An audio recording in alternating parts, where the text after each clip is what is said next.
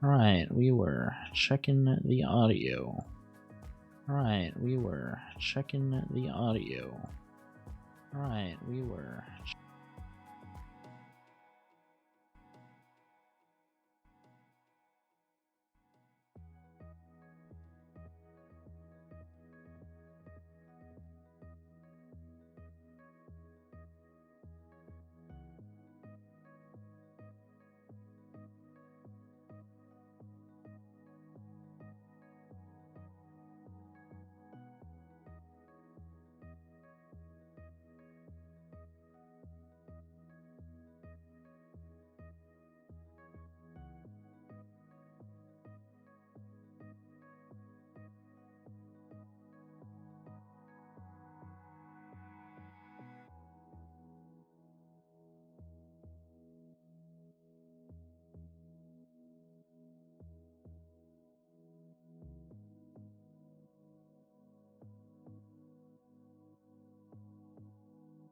Hello!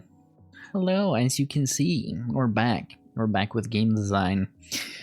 And this week, I'm happy to announce that I am more prepared than I was last week. Well, I guess kind of. Last week it was like I did the stream, and then I what do you call it? It was more of a scuff stream for game design last week, unfortunately. I had I streamed for an hour and 30 minutes, unfortunately, talking to myself, muted.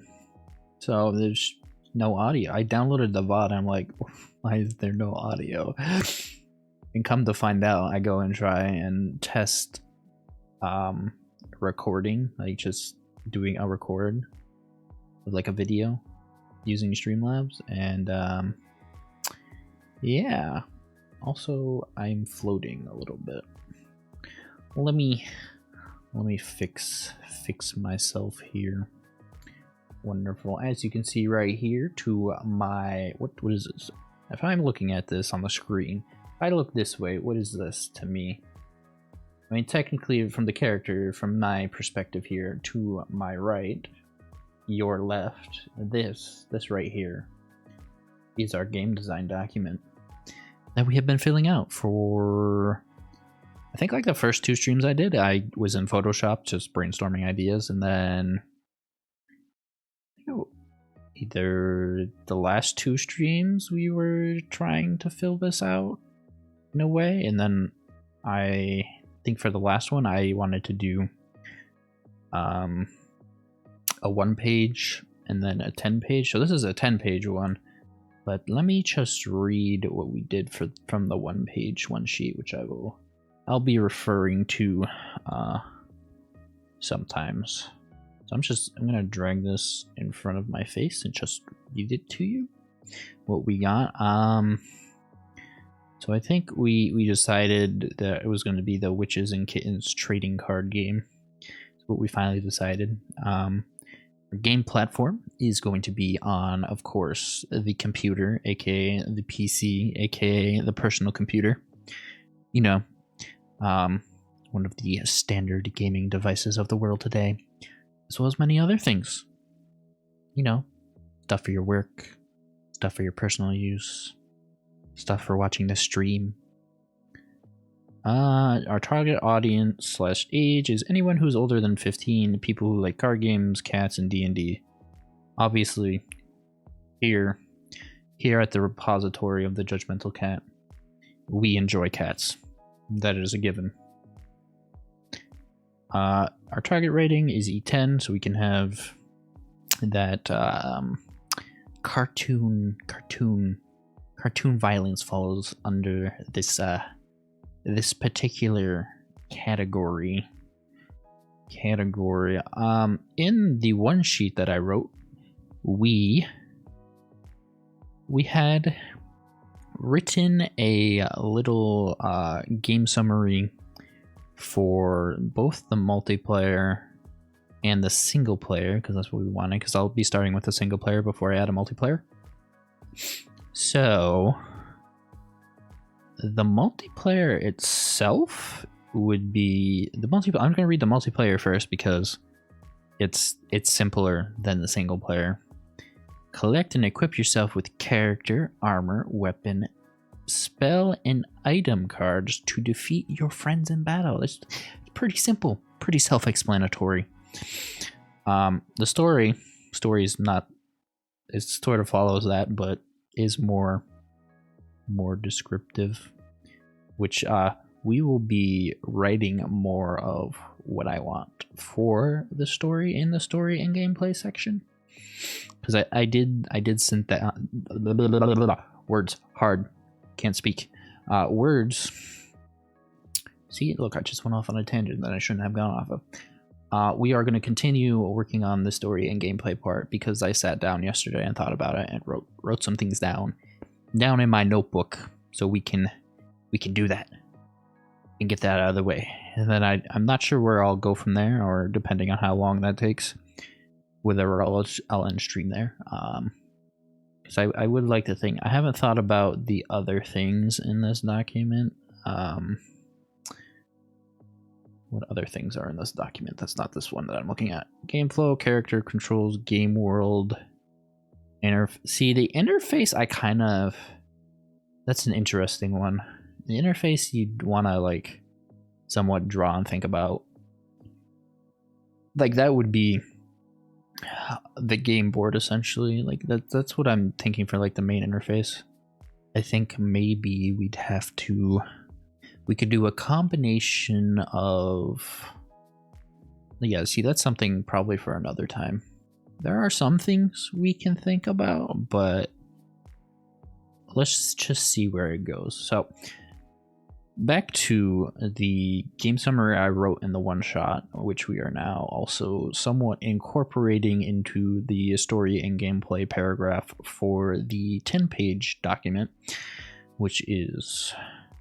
A stray cat has been cast out of their village for losing the ancient cat bell collar, which had protected the land. Wow, this is writing. Wanting to get back to their family and friends, they set out on a journey to reclaim the collar from the one who stole it. The great, wicked witch of Lost Souls Wood. How dare she steal? She stole the bell. What does she want with it? To turn it into a potion? Who knows? I don't. See, that's something we gotta think about. Why did the witch steal the bell? That's for like a more in-depth story writing, I guess. Maybe part of game design? So, using only a deck of cards, they will be able to compete against the witch's allies. Collect, equip, and power up your card-like allies. I guess that should just be allies, but whatever. With cards of armor, weapons, spells, and items to debuff and defeat your foes. That's pretty self-explanatory. We'll come back to this document later. Or I will come back to this document later when we read the gameplay section of it.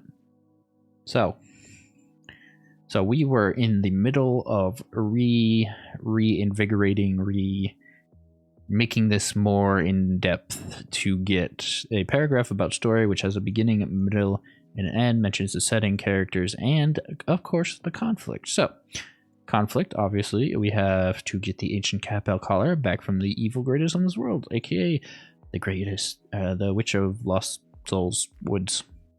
That place. Cast out of your village for losing such an important, Great Wicked Witch. Make your way into the home turf of the Great Wicked Witch, the Lost Souls Woods. So, what did I want to do here? So this sort of, I think where I want to go, what I wrote here in this notebook is that sort of the overall gameplay would be you want to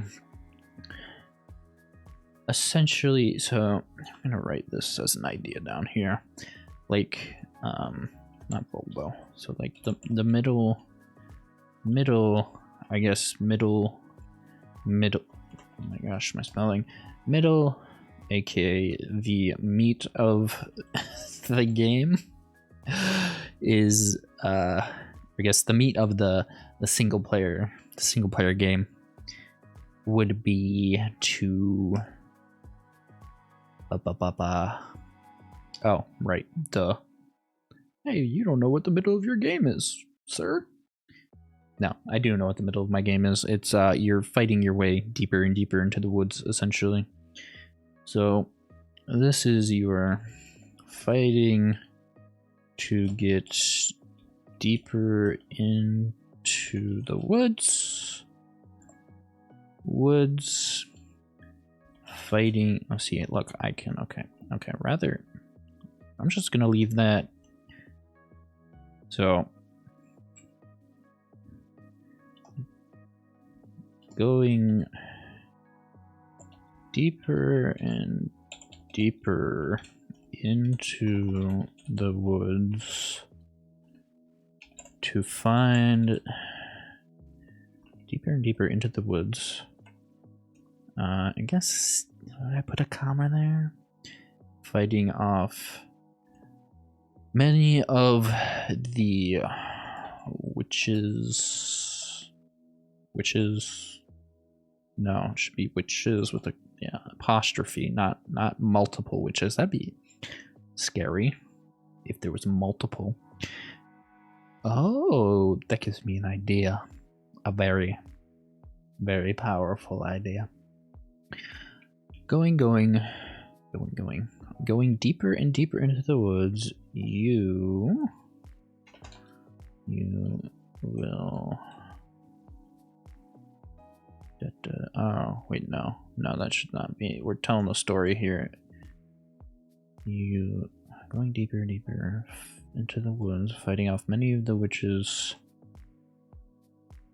partners in crimes, comrades, allies. What's the word I want to use here? There's so many. Minions and servants. So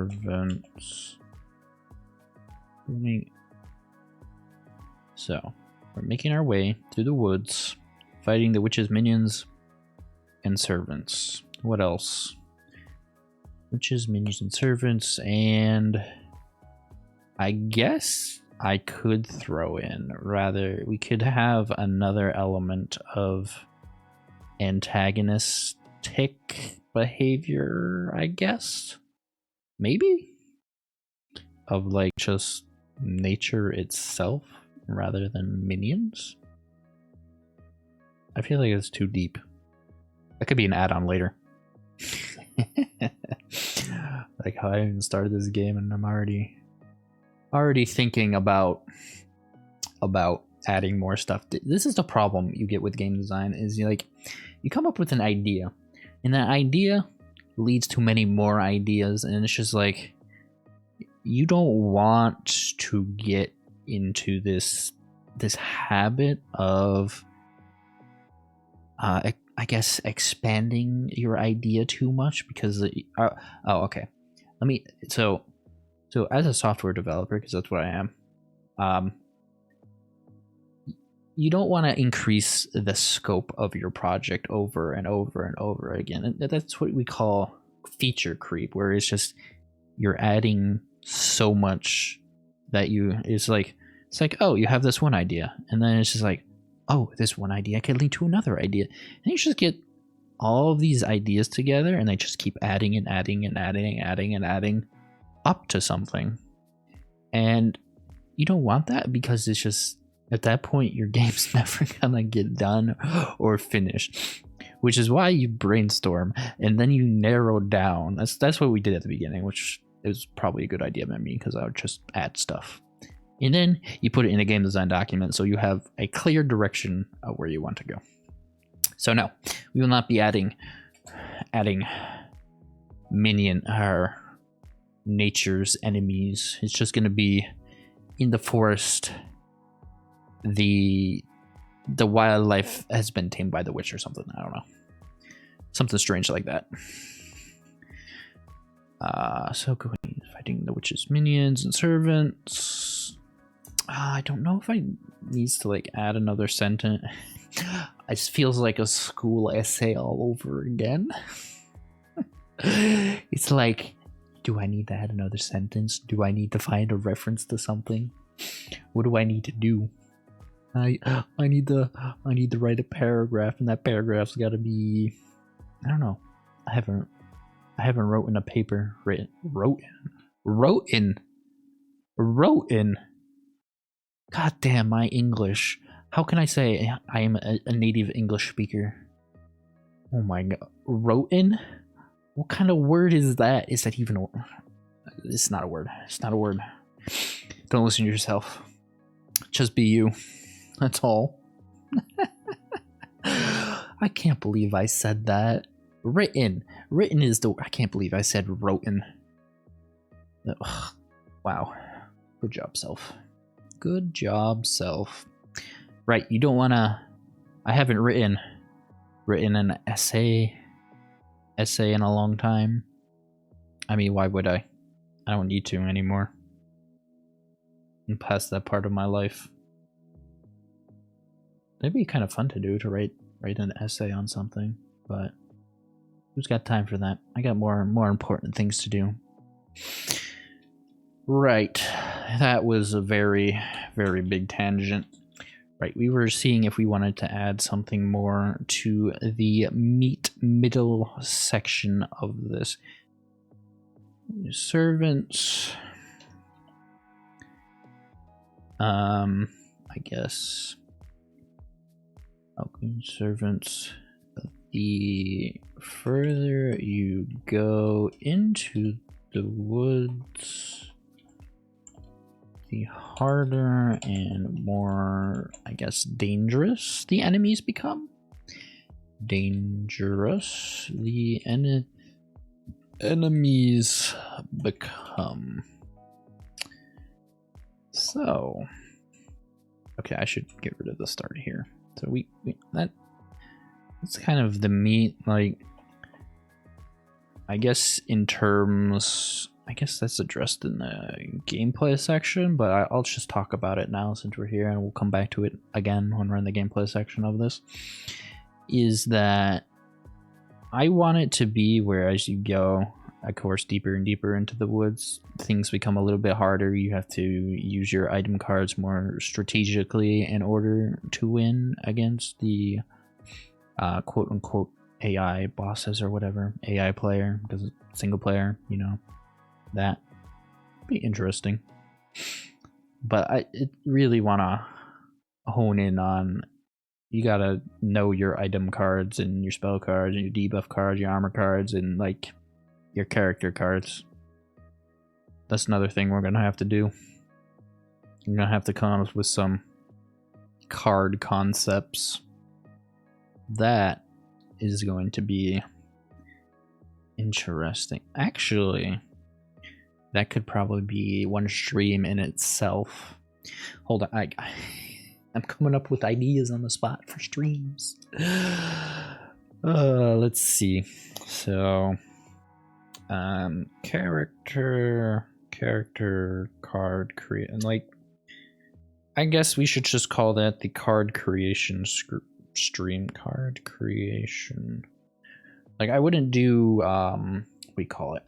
Like drawing of the card or anything.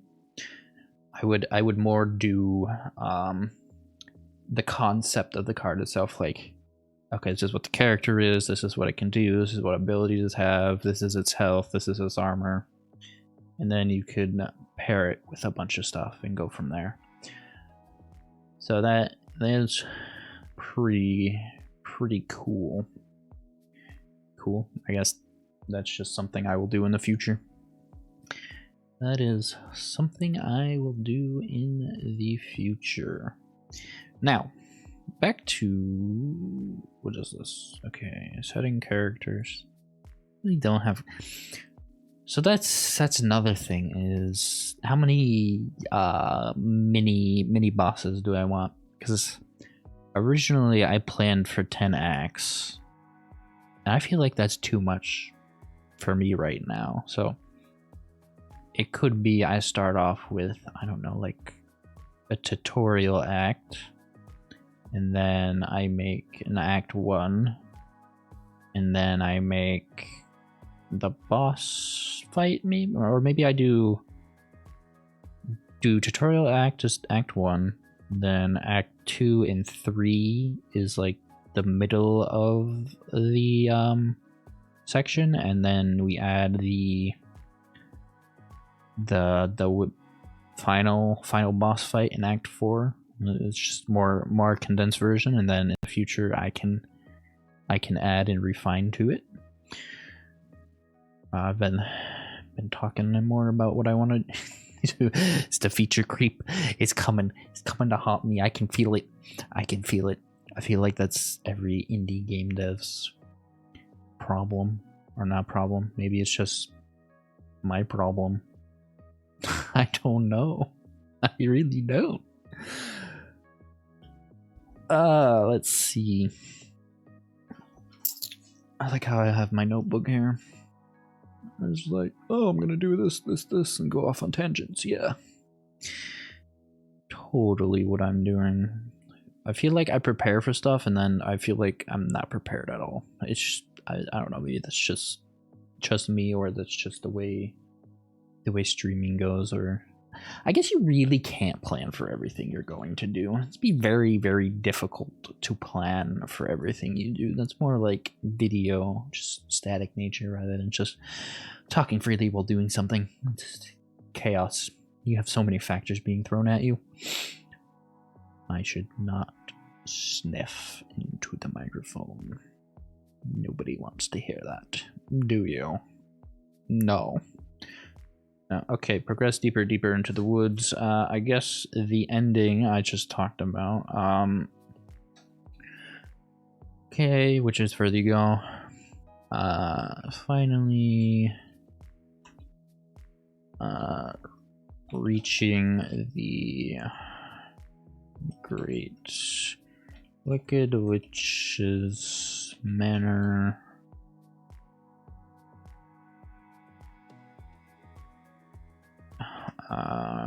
Finally reaching to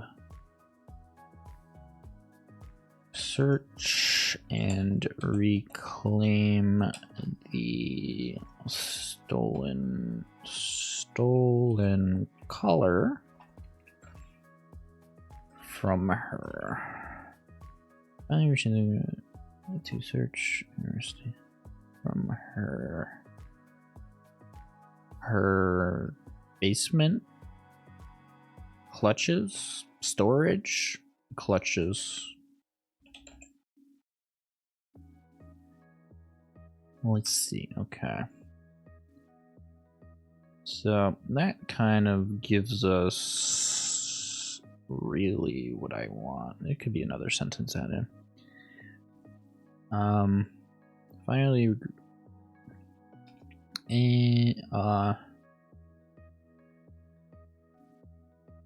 battle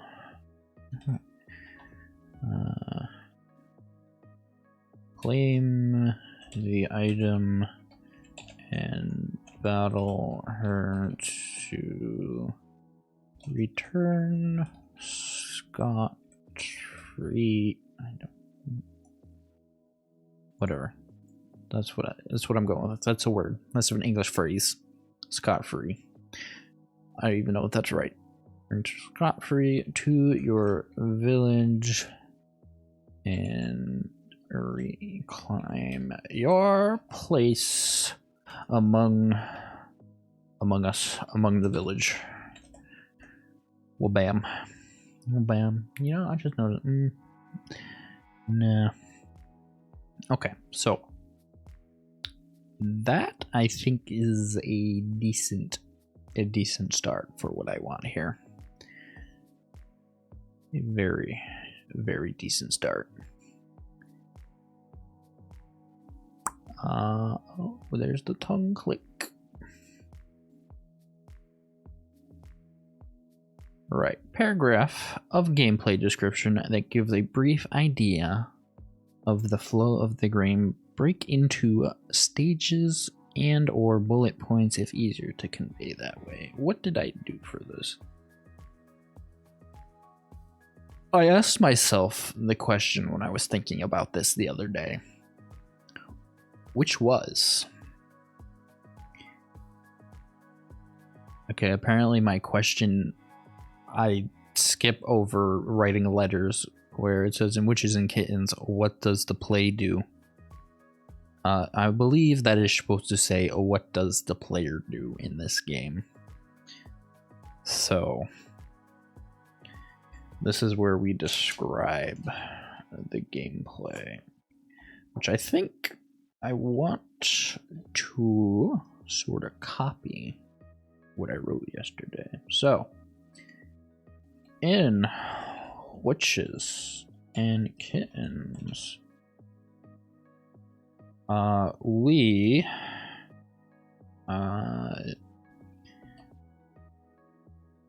what the I swear I write things down as notes, and then the notes I relook at them. Do you ever just you take notes, you relook at them, and then you go, yeah, I don't know what I was talking about. What is this note I took? I even do it at work. I do it at work too. I take notes. I go back the next day. I'm just like, this doesn't help me at all. What was I doing? Because most of the time what I'm doing, like I know what I'm doing in my mind. I just don't think about it when I'm at home. I just remember when I go back. I should probably start writing things more down. More down.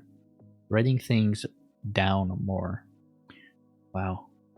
Do I have this can't even say the word, dyslexia? Do I have that? Because I feel like I'm switching words too. Maybe it's just my brain's thinking way too fast. Maybe that's what happened here. Let me read this out loud and see if that makes sense to me at all. Gameplay consists of the player... It's like I forgot to add... I did it again in the... I said, in Witches and Kittens, what does the play do? And in the next part, I went, gameplay consists of the play fighting. It should be player. Why did I skip over ER? Like, I'm dumb, apparently. Apparently dumb. Silly me. I don't know, it's interesting to me because, or I guess that's just interesting to me because I don't usually go and look back at stuff. Man, I was never the kid that you know, proofreads their work. Nobody has time for that. Although it's helpful. I do it now when I send emails because sometimes you reread an email and like in a professional setting you just want your email to make sense.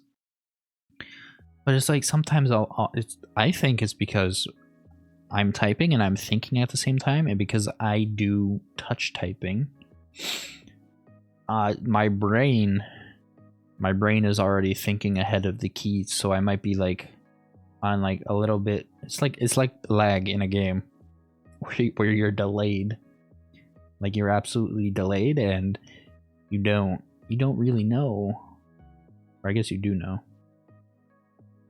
Right? What was I talking about?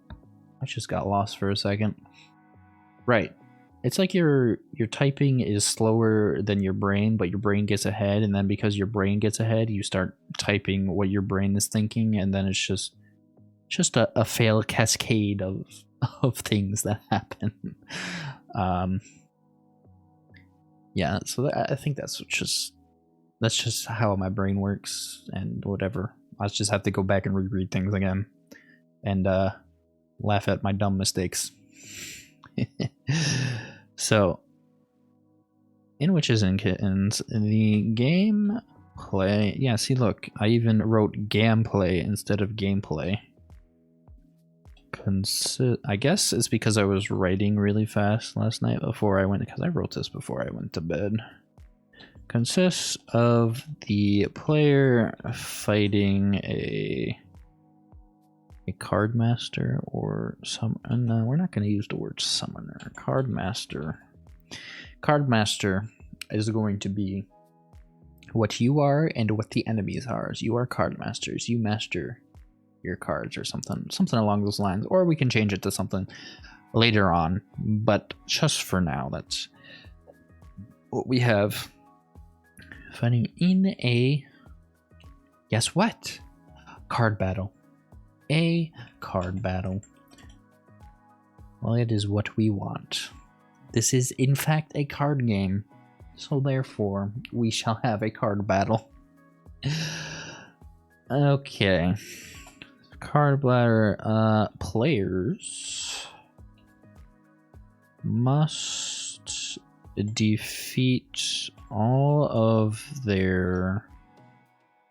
Okay, so this is where we're going. Yeah. Okay, I think before I continue this thought, you're not gonna see the one sheet.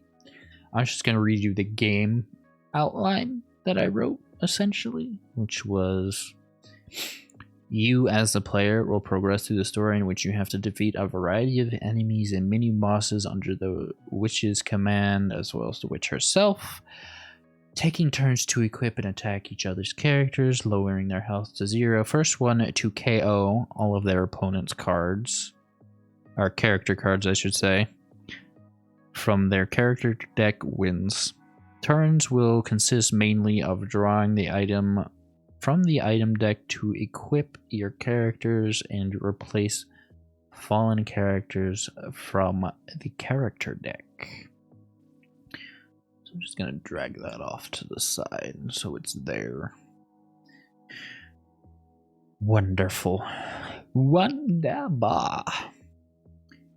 Yes, this is looking like a masterpiece. Although still got a lot of work to do on it. Still got a lot of work to do.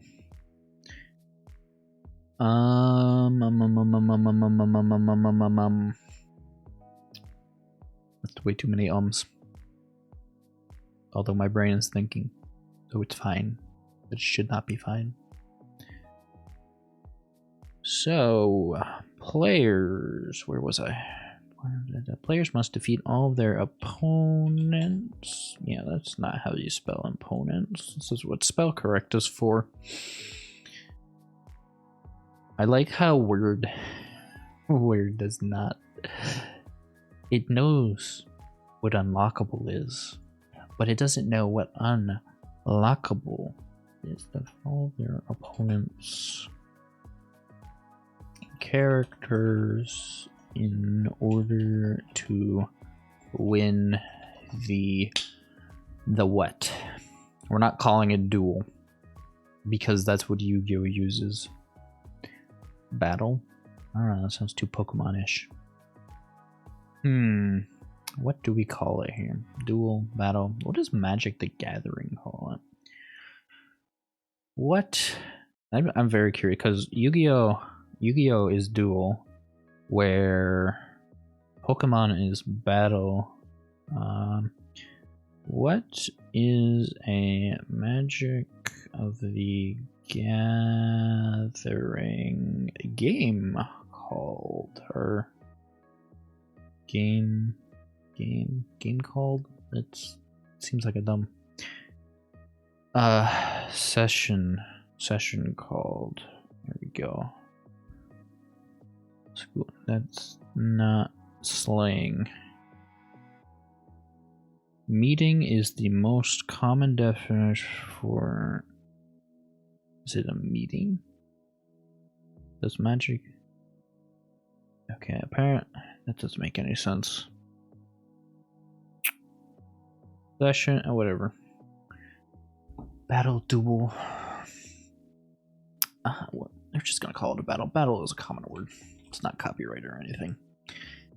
Nobody can copyright a word from the dictionary. Nope. In order to win the battle. Okie dokie. We're getting places. We're going places. We're having a wonderful time with all of this.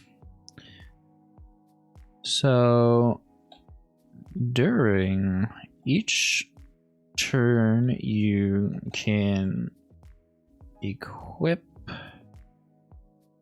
items and debuff your enemies. Each battle should last around 10 to 15 minutes. That's kind of the time I'm aiming for. Now, I'm not aiming for these overly long. What's like, because if we think about Yu-Gi-Oh! Master Duel, like they have an essential time limit they give you. Well, it's not really. I feel like Yu-Gi-Oh! Sometimes lasts a long time, but what is 300 divided by 60? Yeah, they have like a 5-minute. You have a 5-minute turn timer in Yu-Gi-Oh! Master Duel, but obviously you can go on for longer as long as you are like participating. But I think those maybe last. It depends on the deck and how your deck stacks up against the other player's deck. So it's all really about what you want to do with all of that.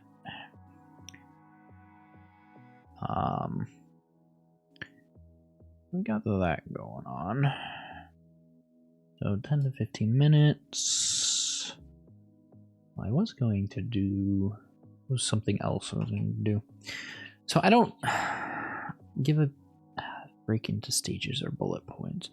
So this was the thing I was thinking about, was how do I determine, this was something I was thinking about. I don't know if that falls under mechanics or how. I feel like this sort of, okay, let's just see what's in this section right here. See if how does a player grow as challenges increase? How does this tie in the story? Briefly describe how these systems work. Experience, money, score, collectibles. Okay, that does not fall under game flow. Game flow is sort of like, okay, you start off with a tutorial, you get some cards that allow you to do some things, and then as you get into the deeper, harder enemies, you get more cards that allow you to do more things. That's just the way I'm thinking of doing a single player story. It's a card game. Essentially, the single player is just teaching you about how to use the cards. The single player is the tutorial. Secretly is the tutorial. Although, I feel like, yeah, that's something that'll need to be looked at. So we have in Witches and Kitchens, kitchens. Oh my gosh. In Witches and Kittens, the gameplay consists of the player fighting a card master in a card battle. Yes, let's state the obvious. Players must defeat all of their opponents to win the battle. During each turn, you can equip items and debuff your enemies. Each battle should last 10 to 15 minutes.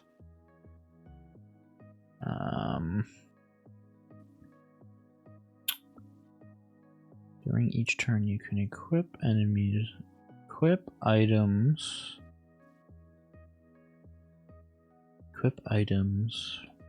replace fallen characters, and debuff your enemies to your advantage. Now, you're probably wondering, why are you going into so much depth to, let's say,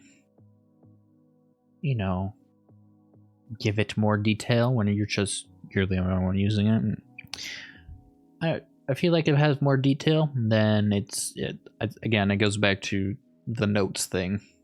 I'm bad at taking notes, apparently. This is what I'm learning about myself from this.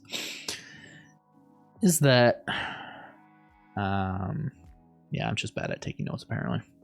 That's what we have learned here today. The Judgmental Cat does not know how to properly take notes in a notebook, but when he's using Microsoft Word, well, does he ever love to extend his notes? Okay, we don't need that anymore. So there's a lot of things here. There is a lot of things here. I mean, I could answer that one right now if I truly wanted to. We already answered it in the one sheet, so I guess we can do that now. Is that what other games? So, oh, that's right. Do it right here. So, our competition. So, if in theory, because I don't, whatever. This is a personal project. This isn't I'm making this to get money. This is just I wanted to design a game and actually do something with a game, or actually, you know, make a game that I have been meaning to make for, how long have I been out of school? A decent amount of time. Using one degree and not the other, unfortunately. It's just the way the dice rolled. But here we are. We're making a game. That's what we're doing. That's the plan. I'm planning on finishing a game. That is my goal right now. That is one of my goals. Did I put it on the sticky note that I have over here? Oh no, the sticky note fell. Hold on, I gotta go grab it because it fell away from me. No.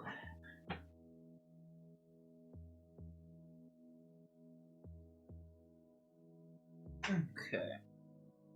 What do we got going on right here? What do we have right here? Did I say to finish? Oh, okay, yeah, I wanted to essentially get a game into like an alpha or beta state. So it'd probably be more of an alpha state. That was the 2023 goal. One of my 2023 goals was to do that. Right, so in theory, in theory, the games that would be my competition are as follows. Of course, we have the one I've been referencing a lot, Yu-Gi-Oh! Master Duel. Sort of Pokemon TCG, although not really, because it's not really a computer. Is there a Pokemon? I don't even think there's a Pokemon, like online card game. I think it's just, what is it called? I don't even know what, it's not digital format, it's paper format, I guess? I don't know what you call it. There's like a format you call that. What's the format that's called? It's not digital.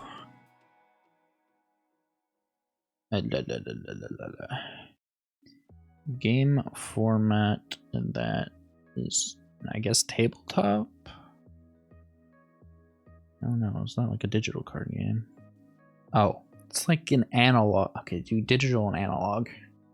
It's the analog. I don't know if they have a digital version of Pokemon TCG. They have an analog version, which is the trading card game itself. So there's that. The other digital one is I sort of take some. I haven't played all that much Hearthstone. I know there are some somewhat similarities, somewhat, that I have taken inspiration from, such as like your card has character health in a way. Why did I write any other card game? I feel like that's just not right. I feel like these are like the three true competition. I don't know of any. I guess technically we could throw Magic the Gathering in here. Though I don't. Honestly, now that I'm thinking, of the some videos I've seen while I was going through my Yu-Gi-Oh card collection phase last year, like around this time last year, I thought all of a sudden I got into Yu-Gi-Oh because Master Duel. Oh wow, now that I think about it, Yu-Gi-Oh Master Duel's been out for like almost a year. Kind of crazy. So that's in theory. Upon market release, the games. Okay, that answers that question. Is there anything we can answer in this bonus thing for right now, or do we want to come back to this later?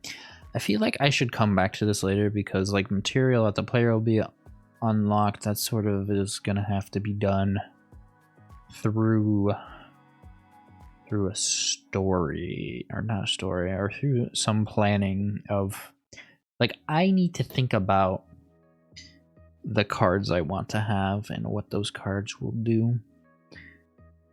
But there's a lot of things that I need to think about for the stream next week, which I'll probably do sometime this weekend, or I'll either do it Friday or Saturday or Sunday. Although I think, I don't know, maybe I'll find some time on Saturday to think about it.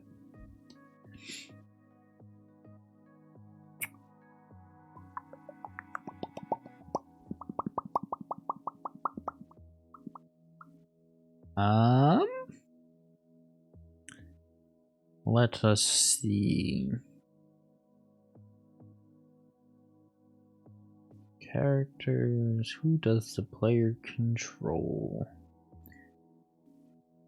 Well, you control the character you create. Technically, you control the stray cat. The stray cat. I don't. This leaves a question of what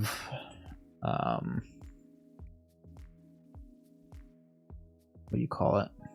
Do I want to have like a character creator, like some? Honestly, I don't think I would.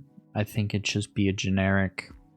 Okay, you're this cat that got kicked out of your village, and I don't know. You could pick between being like a black cat, a white cat, or like a multicolored calico, or whatever that cat is called that has like the bunch of different fur patches and whatnot. It could be like a tabby cat. You know, it's just your generic cat forms. You just pick to be one of those. So I guess that's technically, you could pick. Yeah, that's fine. We already know what his story is. There's not much to it. Like, if I was to write this as a sentence, I feel like I don't want to do this right. It's like copying pasting what I already did. Seems kind of like we already know. Well, so we know the character controls that. We know what the story is. Do I want to do this? I feel like I don't want to do this. What can they? You can't. This. Okay, so this was the other thing that I was gonna do, because if I ever go make another game, I made a template of this 10-page document which has all the questions, and the thing that I pulled out of the book that I have from college, which has all this information in it, it was more geared towards like an FPS game is what these questions were, which obviously we're not making an FPS question. The character can't do anything unique or special. It's just to have a plot in a story. The specialness comes from the item cards. So the character's not really important. Here, see, look, I did it again. Can the player do several. No. No. No, no, no, no, no. Okay. Those don't need anymore. So I guess what I could do here. So I think I'm going to skip over this section. Ooh. Although now that I think about those questions, it does give me an idea that could go along where you could have the character also be a character card. That could be interesting. Maybe. Maybe character is also a character card. I feel like, yeah, we need characters. Characters, game world. I feel like there should be. I don't know if I should have a card section on this at all or not. That's really what I'm thinking is maybe needed or maybe not needed. Because if you think about it, cards are characters in a way, but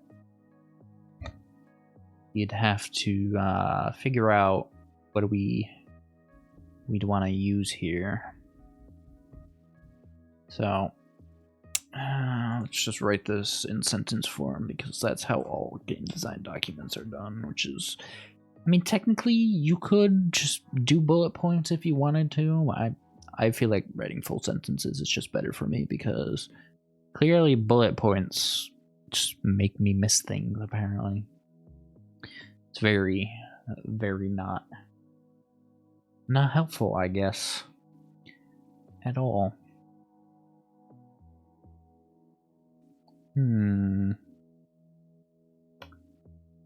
What do we have here? Oh boy, that's a lot going on there. Alright, so the player controls the I guess stray cat that got kicked out of their village.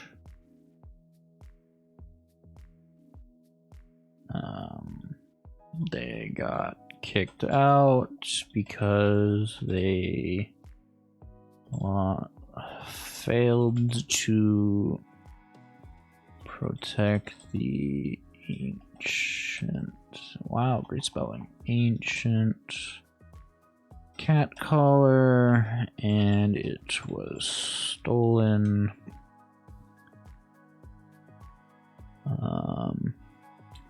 In order to be seen as a member of cat society again, they must reclaim the stolen property from evil clutches.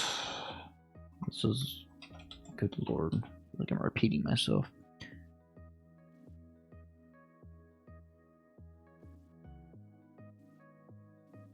Cool, thanks for your help, Microsoft Word. Making my sentences clear and concise. Because Lord knows I like using filler words. I feel like, see, look, even that, I feel like, it's like one of those things you just say because you say it a lot.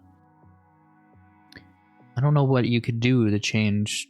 How would you change a sentence that starts with I feel like? Because that's sort of, I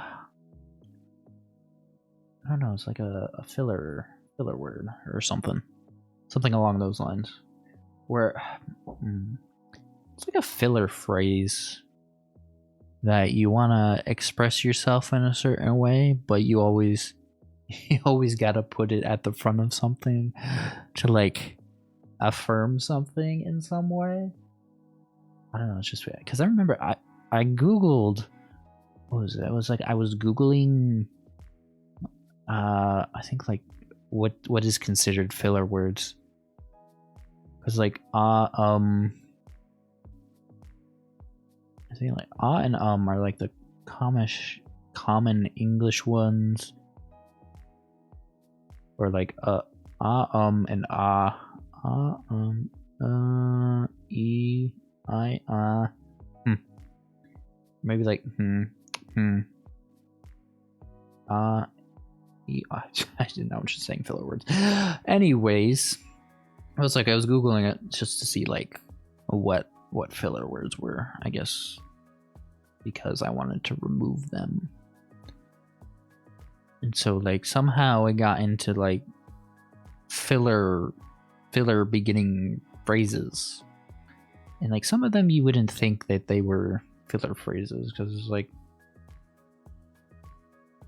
I think, or I like, or no, that's not, I like, no, but oh, it's the I feel like, I forget what the other ones were. There's like common filler phrases in English. Common, hold on, I want to look, because common filler phrases. In my humble opinion, for what it's worth, basically, simply, filler sounds, How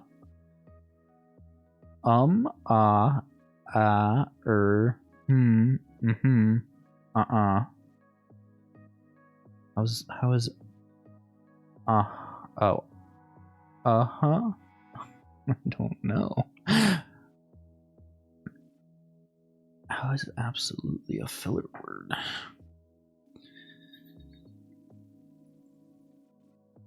Oh, look at this. There's a filler words list, 30 days and phrases. Okay, it's kind of a little off topic, but whatever. It's just something to talk about. Right. That is who the player controls. We have the story as to why they want. I'm going to leave the note of a character card. Show control mapping. Left click to do lots of things. No other control is needed except for a mouse to drag the card onto the game board.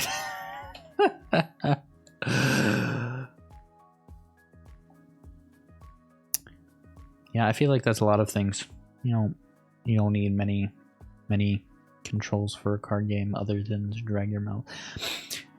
Does Yu-Gi-Oh have? That'd be something I'd go look at. I think after stream would be, does Yu-Gi-Oh Master Duel have? What if somebody doesn't have a mouse?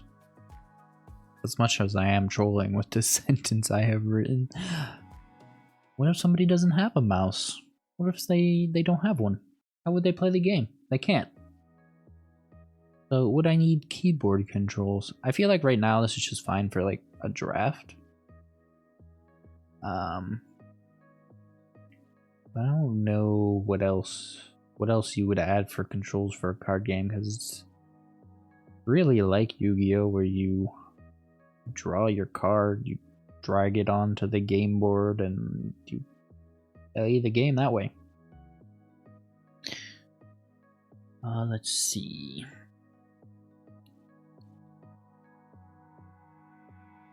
So, game world description would be interesting, but I feel like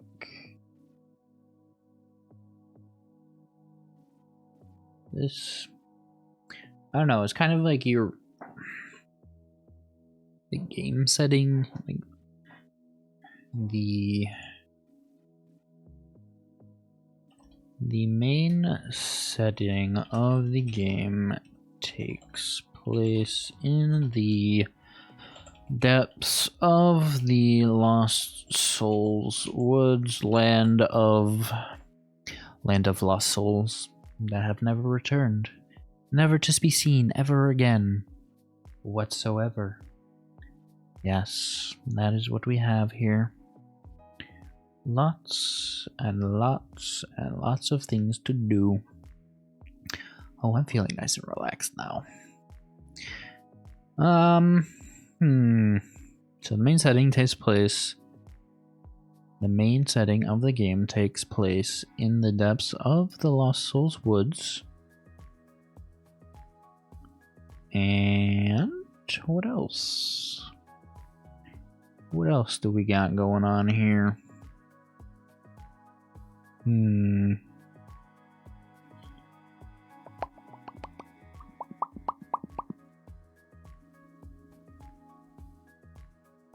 Alright.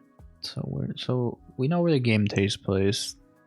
Does the Lost Souls, let's ask yourselves a question so we can think about this and go forward. Is what is in the Lost Souls wood? Does the Lost Souls wood have multiple biomes? Does it just get more foggy and dense the further you go in? What sort of environment is the Lost Souls wood? What kind of forest? Or I guess, what's the difference between woods and forests? That's the real question we're asking here. Well, it's time to open Google again and Google a question, because now we have a tangent. And I really want to know what the difference between a forest and woods is. Difference between not OBS and Streamlabs. Forest. Why did I search that? Apparently. Yes, there we go. Excuse me. Thank you. The difference between woods and forests comes down to canopy cover and tree density. While forests are known for thicker canopy cover, the amount of land covered by treetops, woods usually have more open canopy and sparser tree density, keeping the soil drier and unshaded.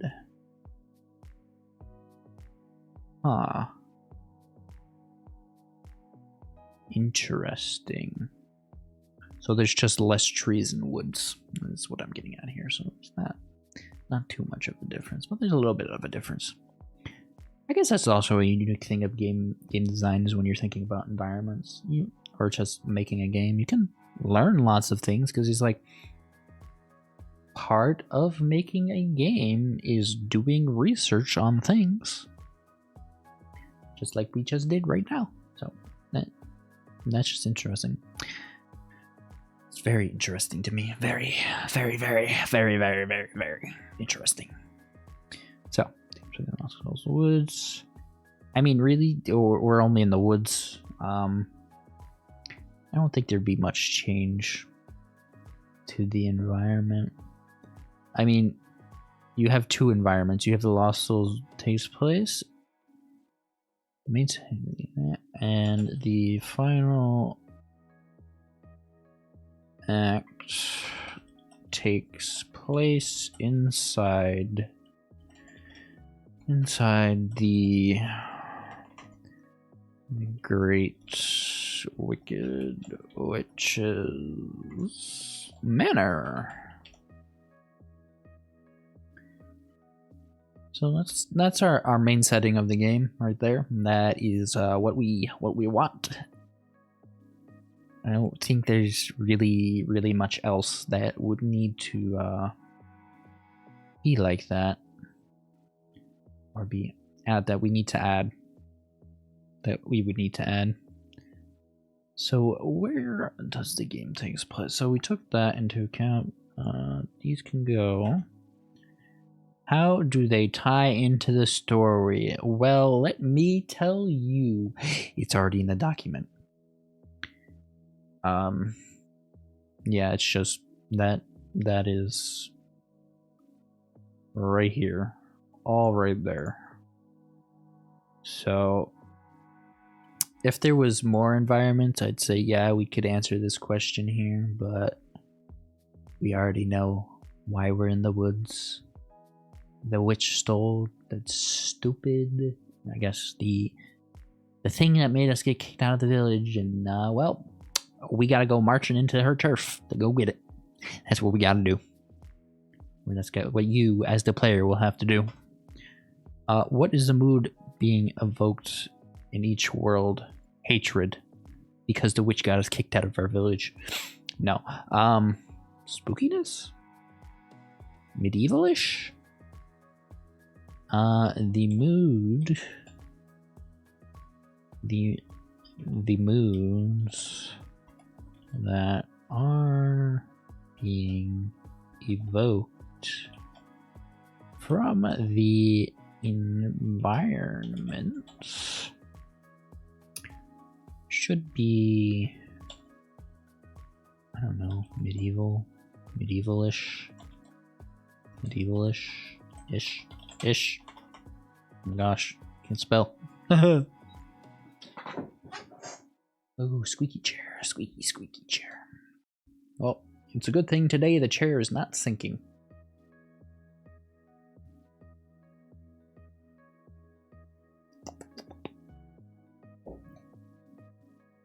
Oh, I think that's another thing I need to do.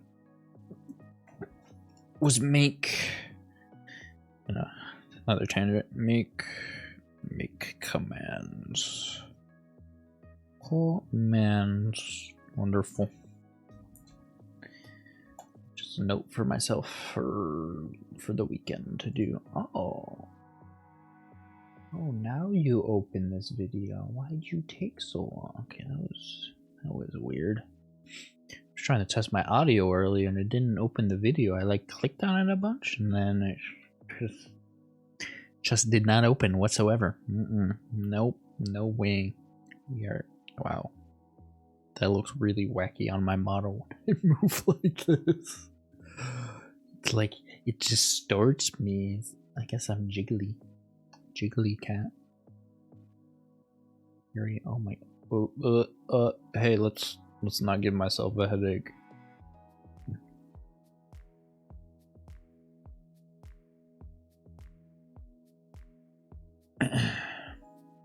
Well, what do we got going on here? Right. I guess medievalish. So, I guess what do we mean by mood here? I guess that's a question I can ask here. We can come back to it in the next one. We mean by mood. I'm not entirely sure what it means by mood here. I'm not sure what it's trying to get at, or what this particular question is trying to get at. As much as I've done game design, I don't know. I haven't really thought about in depth what mood I'm trying to invoke here. This is a card game here, but I guess medievalish. That's more of like a theme than a mood. How are they connected? Well, guess what? This is a linear style world where you progress deeper into the woods before finally arriving at the manor. So this is linear style world. I mean, there's not really much to it. There doesn't need to be a flow diagram to be added. I don't think so. I don't think we would need to add a flow diagram at all or anything. It'd be more of we're trying to say this is Act 1. Now we're in Act 2. Now we're in Act 3. I mean, I guess you could just sort of have a mini-map. I guess what I can do here is, rather than that, it's sort of like you do Act 1, Act, like this is just Act 2, like Act, not OOII, yeah. Yeah, this keyboard I switched to because my other one was too loud and being picked up by the microphone all of the time. Apparently I used it at some point and all of the letters on the keys are missing because that's how much I used it. And let me tell you, like, I know where WASD are. It's because those are, the keys are in red. But everything else, I have to touch type to guess, but I am decent at touch typing that, you know, I don't really need to think about. Is that right, or is this right? That's 5. This is 4. So something like that. That is what we're thinking here. For like a flow diagram in the worst case scenario. Like how this is supposed to be. It's not going to be technically 10 pages. I mean, technically it could be more now that I'm thinking about it, because I think I might add a section for this just for my planning purposes of a card section. Well, that could also, it might fit here. Although this is describing the game, sort of what you would expect out of the game. So this would be how everything works. Maybe, yeah, so I don't know. I feel like I do need a card section. Obviously there'll be bosses. I feel like enemies is not really peculiar in a sense, or it may make sense to have enemies. I guess you could make, I think I would need a theme under each of the, like, so let's just take this for example, like Act 1 is just tutorial, sort of. I don't know. What I'm thinking right now would be maybe you have, I don't know, four battles and one, so you have 5 battles, so 4 normal battles, 1 boss battle. This will teach the player everything they need to know from a basic standpoint. I guess technically the single player again is a big overarching tutorial, so this act should teach, like, okay, tutorial. Alright, so this is basic gameplay tutorial. Act 2 would be like, I don't know, item or armor gameplay tutorial. So it's like, I feel like I could split them. I don't want to, I feel like you don't want to overwhelm your player with information off the bat. So what you do is you slowly pull them in. So this could also work with the original 10 act plan I had, because I think what we have the normal card you have to get used to, then you have the, what you have, armor, you have weapon, you have item, and you have debuff. Oh, and you have spells. You could probably combine like the weapon and spells, because those are like, or I guess, it's like 5 or 6 just acts of tutorial, and then you can have like the last 7. Hello. Hello, W. I don't know how to say your name. It is going good. It is a template I came up with from a book I own. Let me go find the book and tell you what it's called. Oh, good thing it was behind me.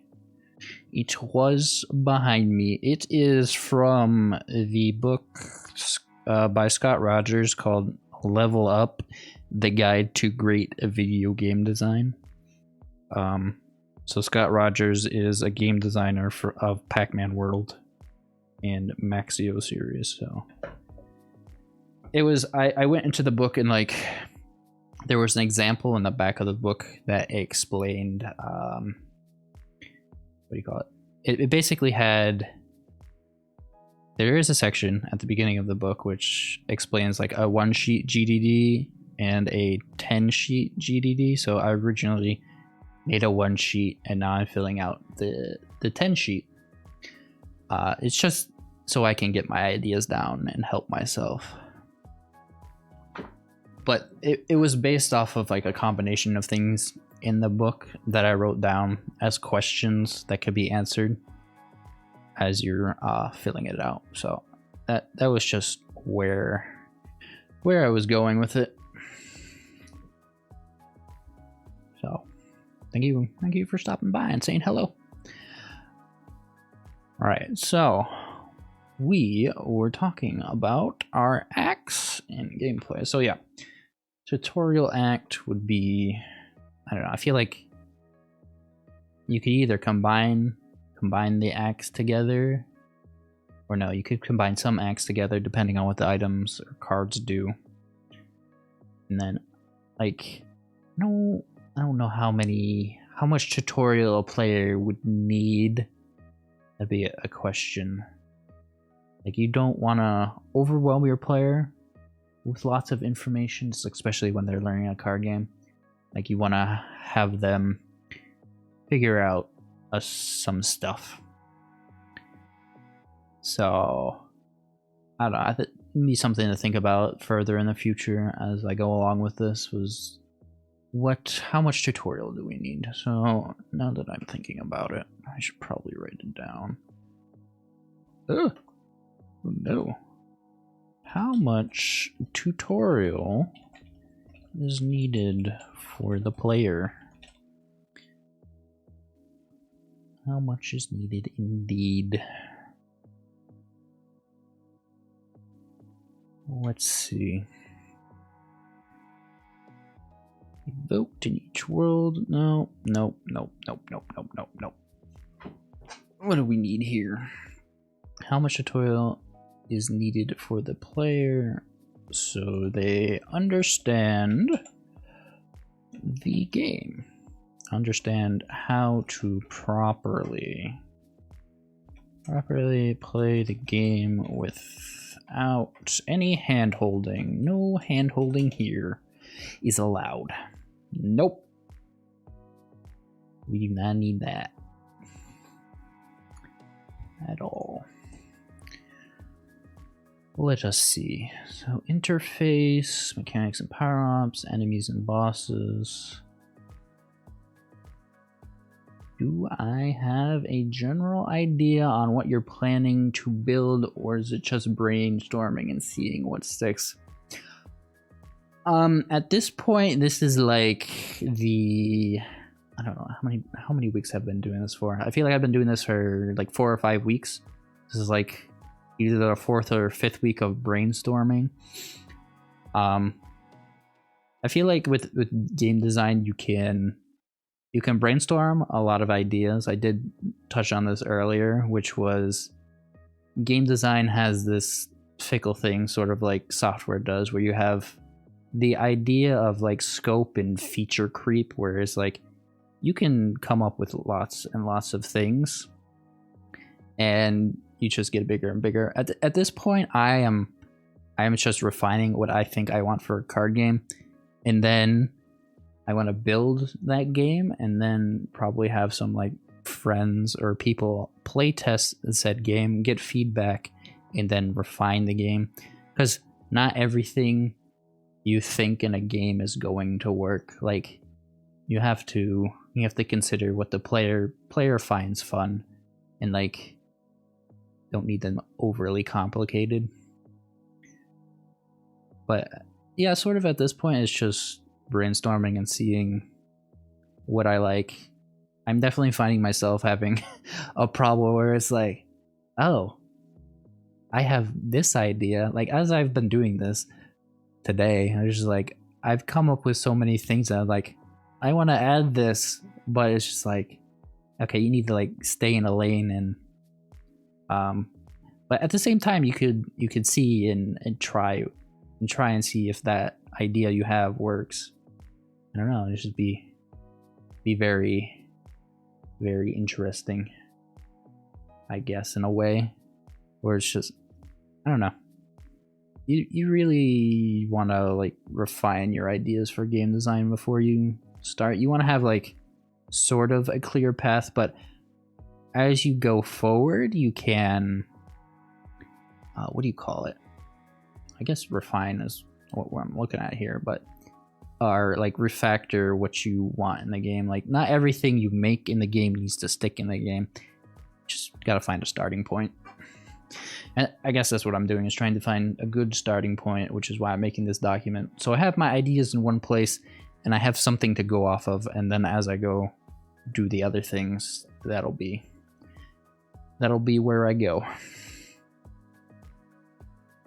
So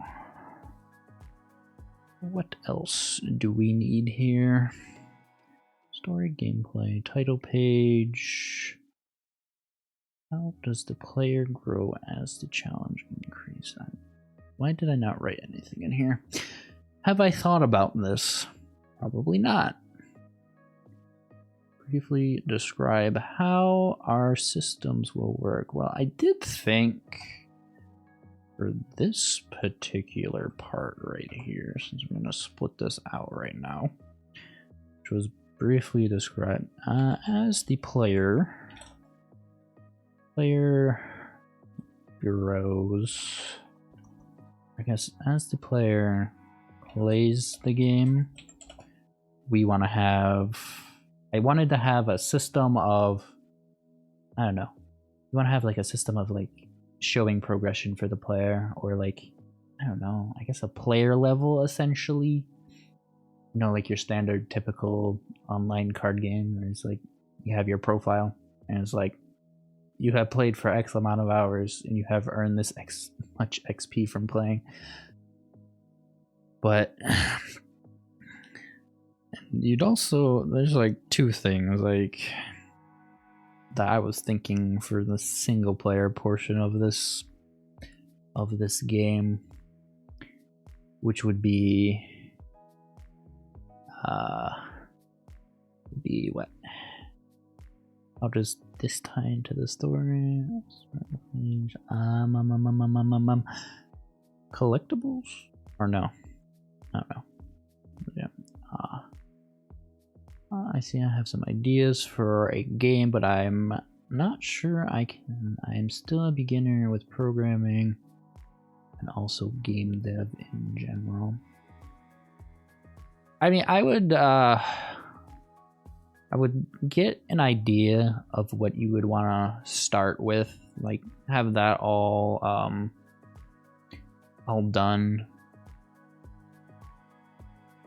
or like come up with an idea you want to go with, like, or like look at games you like, or pick like a genre of game you would want to make. Also, if you're like just starting game dev, I suggest what you do is you have fun with it. You just go learn. Like, you don't need to release the game or anything. Like, if you're just starting out in game dev, you could learn a little bit of Unity. Like, there's so many tutorials out there. Like, all you have to do is go on to YouTube and Google Unity tutorials for scripts. Obviously, programming helps a lot. Then there's the other side, because as a software engineer myself, because that's what I am, I have no artistic skills. Like, there's so much that goes into making a game. Like, you got art, you got programming, you got UI art, you got sound design, you got character design if you have characters. Honestly, what I'm thinking of this, because what I'm going to do is I'm going to use programmer art for now until, I don't know, I was thinking maybe I could do pixel art at some point in time, but I just use quote unquote programmer art, which is what programmers use in order to test things off. But that's when I would go in there, or what I would use to just start making a game. But if you're just starting off with game dev, yeah, I just experiment, look at tutorials, see what other people are doing. Like, it's a very, very big process. Like, overall game dev is a very, very big process. Thanks for the tips. I am ambitiously planning to join the 7DRL Game Jam. I'm watching that. What is 7DRL Game Jam? What is that? I'm curious. What is that? 7DRL Game Jam. What is this? What is the 7DRL challenge? La-di-da-di-da.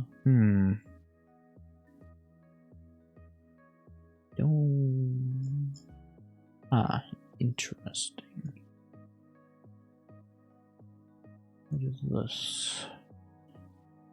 Yeah, I haven't done any. I mean, I had the opportunity to do some game jams, but I never took those opportunities to do them. So obviously I know, like, a game jam is, you have X, I think it's like, either, depending on the type of game jam, you have like 24 hours, or like between 24 and 72 hours to make a game. What is this? Very, very interesting. Let's see, what do we got going on here? Oh, very, very interesting. Huh. This looks like they're making roguelike games. That's very... So in 2005, the roguelike community established a yearly event, the 7DRL Challenge, in which developers are challenged to create a roguelike in 7 days. Huh. That's pretty cool. Very, very cool. I didn't know that existed. Well, thank you for bringing that to my attention. I'll have to look at some games that were made in that, possibly on itch.io. This is very, very interesting. Oh, I do like me some roguelikes. I like playing Risk of Rain 2. It's been my roguelike of choice lately. It's definitely different from a lot of 2D roguelikes. Well, there are some 2D roguelikes that I would like to try that I haven't tried before. Right. Back to my little work here. Interface. Well, interface, I think, needs some doodles to go along with it. Medieval, left click, game flow. Where was I? I don't even remember. What? Oh, right. Silly me. How much tutorial is needed? Okay, that was a question we were asking ourselves. Yeah, I'm not sure how much tutorial player needs. Like, how much hand holding do you have to think about? You have to think about what you are like. How much hand holding do you want to have give to the player before you release them to test things? Left click mapping character cards. Oh right, we were here. Hahaha.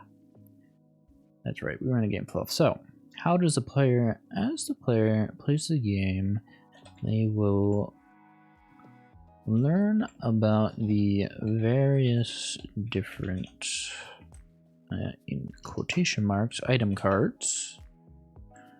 Item cards, aka all of the cards that they draw out of the deck. Got that. As the player plays, gosh, words next to each other confuse me sometimes.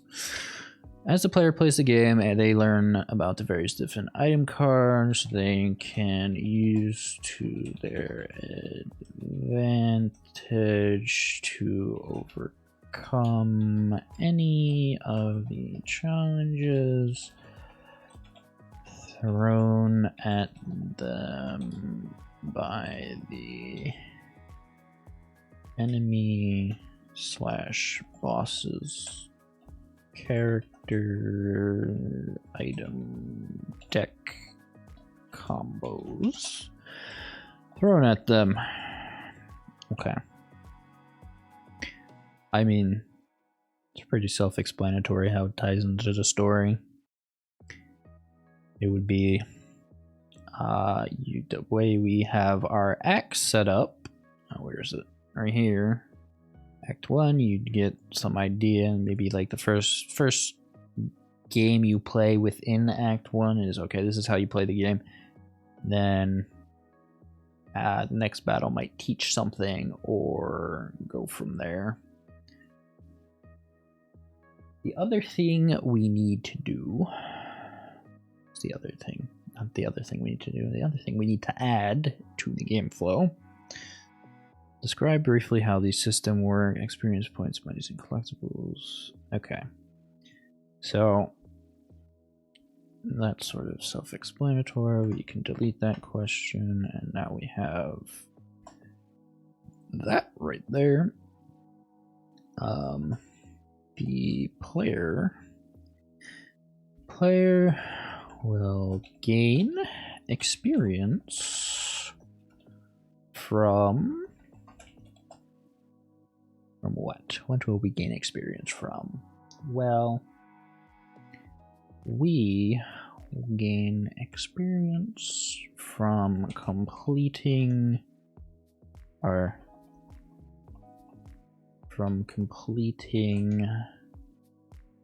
battles against opponents. That's not how you spell opponents. Opponents.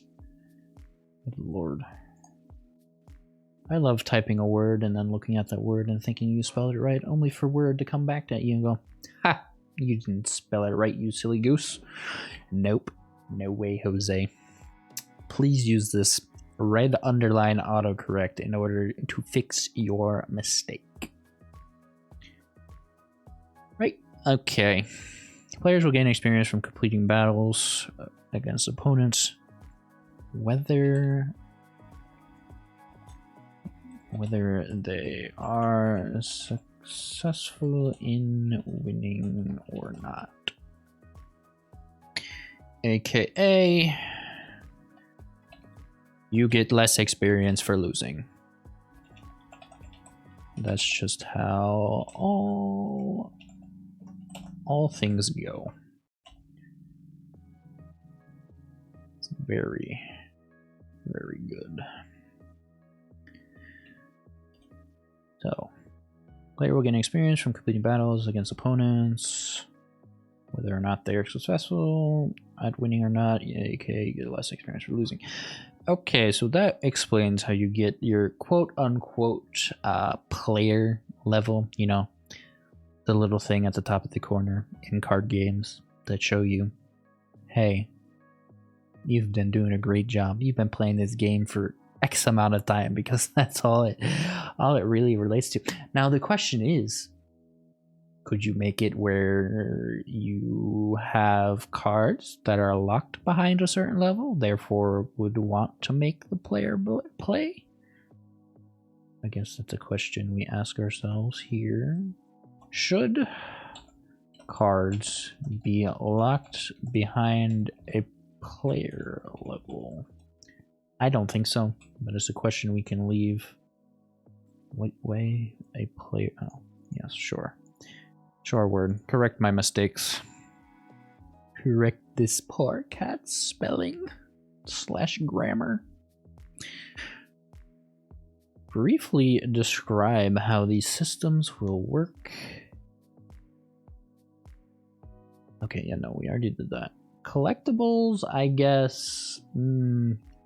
In terms of collectible, you're not really collecting. Like, I want to have it where you open card packs to get cards, or like you complete an act and you get like a card pack out of the act, or you get like a specific card. Because this was something that when I was doing my early brainstorming, somebody recommended to me, was that you sort of want to reward the player for playing your single player story with cards that are good, that'll help them. So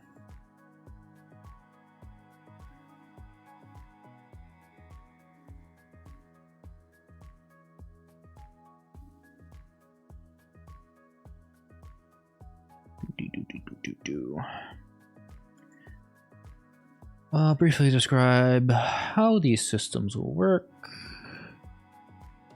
Oh, I've just realized something. And there we go. Silly me. I gotta remember that the application I am using needs to go on the bottom of the little scene I have in my stream thing. Okay, anyways. Briefly no. I'm repeating myself again and again because I'm reading.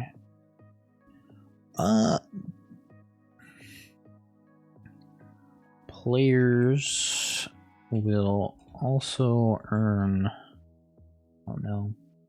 some form of, I'm not too sure right now what I want, but they're gonna earn some form of resource, aka money. I don't know what I'm gonna call it, but some form of in-game, this is key, in-game resource to use to quote unquote buy card packs to open and increase their deck options.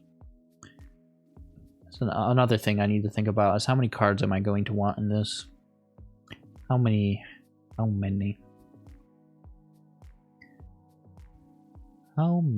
would I need?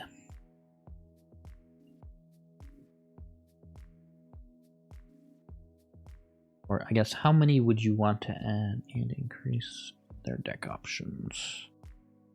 That would be sort of briefly describe these systems. Do I need to add anything else? What the player gains as they grow. I mean, as they grow, they get more and more cards to use. That's about it. It's not like, I guess the example I'm thinking of here is if we take a gander at Borderlands 3, as you grow and your specific class of your character, you can, I forget what it is. It's like a skill point or something along those lines, where you get a skill point and then you assign it to a specific skill within a skill tree. So in that game, you gain new abilities based on the skill point / attributes you give it, and it also may or may not change the ability to something else. You also get better weapons as you go through that game. But this is pretty simple. Pretty simple card game. So I don't think I need anything. We're gonna leave that other question. Maybe I should add like questions I thought about while I was doing this to the end of the document, and then I can come back and address those later, maybe.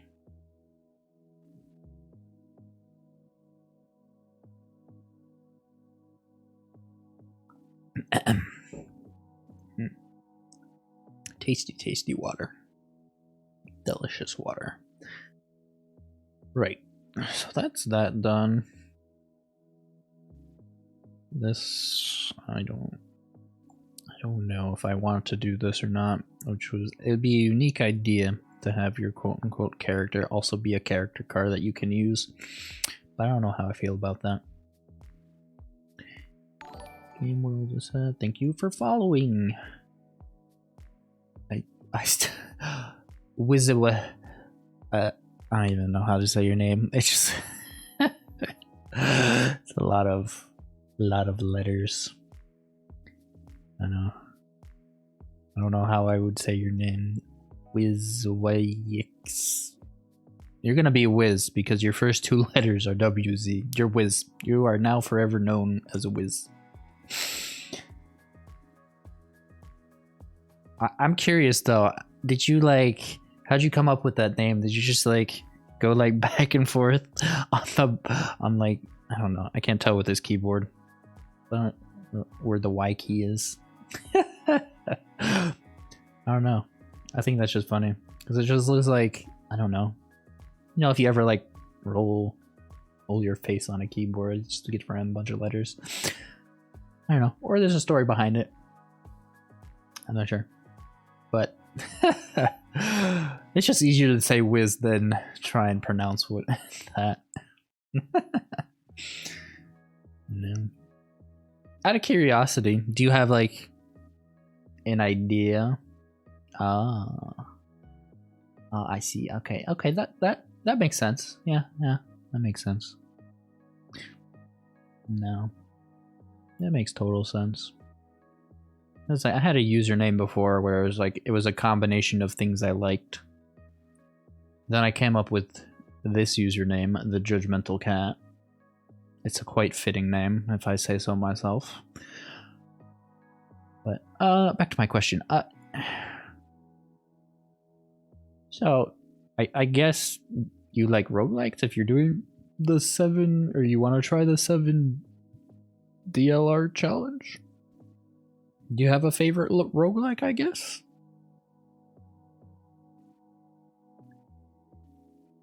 Let's see. So you just added something else. Yeah, you can be Wizzy. That sounds better.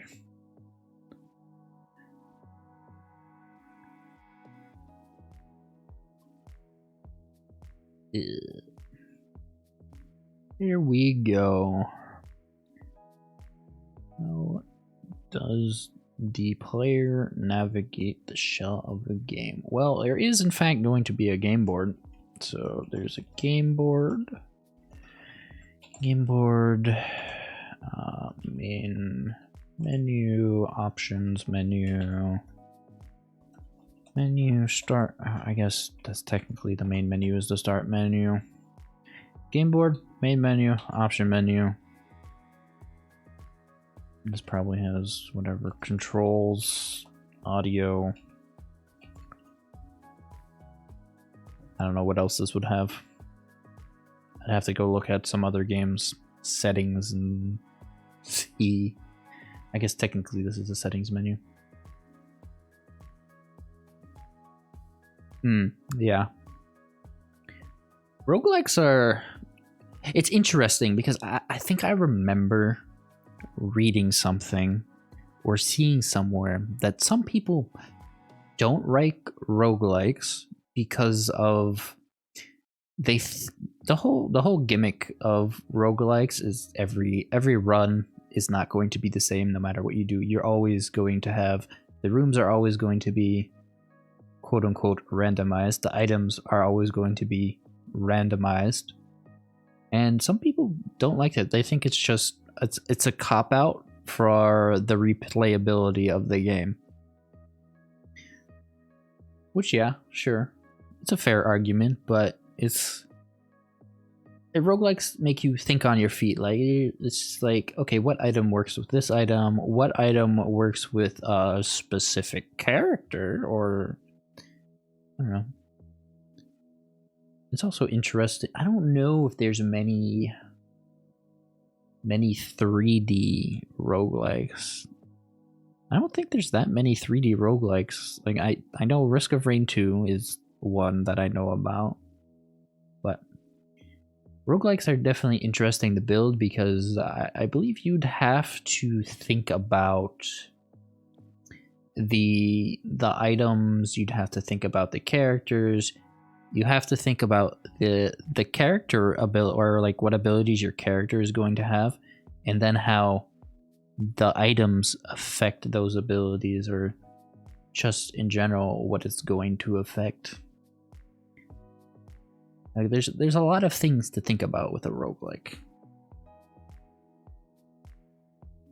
But it's definitely worth trying and seeing how you could build one. I don't know, there was like a channel I came across. It was like they used, I don't know, it was like, it wasn't Unity. It was like some other thing to be making a roguelike, whereas like they used I forget, it was like something creature creator they used to make the creatures, and then they used something else to make the game, and then they were able to add code, so they didn't need to like do the art, and they had, I don't know, some other piece of software make the art. They brought that in and then coded it. But obviously, if you're new to everything, it might be a little bit difficult.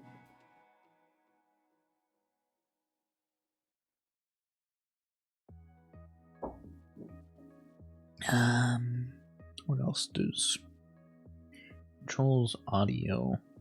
Oh, I'm forgetting the most important thing. Video game board. What? I don't understand these questions that say what mood is in. I guess I'm doing what I did for the other thing, is that I want a medieval theme / mood. That is what I think I'm going for, because I'm going for a combination of like D&D-ish type stuff. What music is used? I don't know, because I don't know diddly squat for music. It's not my. Include a simple flow diagram. Yeah, no, they're not doing that. We're not including a simple flow diagram. I'll do that when I draw a flow diagram. I mean, it's pretty simple. Main menu contains, or I guess, no, main. I guess it's a good thing I'm doing this. Can this tab in, please? Thank you. Thank you.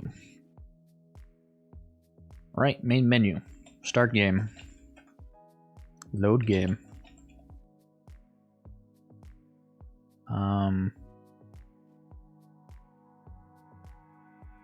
Do we want save game? Options menu. Exit to menu. Main menu. Exit to desktop. I feel like that's everything you'd ever need in an options menu. Start game, load game, save game.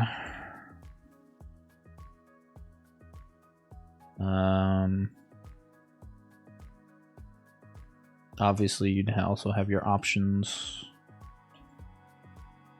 Or I guess, see, this is where this gets funky. This would be your settings. This should be your settings menu. Menu settings, and this will be exit to desktop. Inboard, where the game. Proc gen especially intimidates me.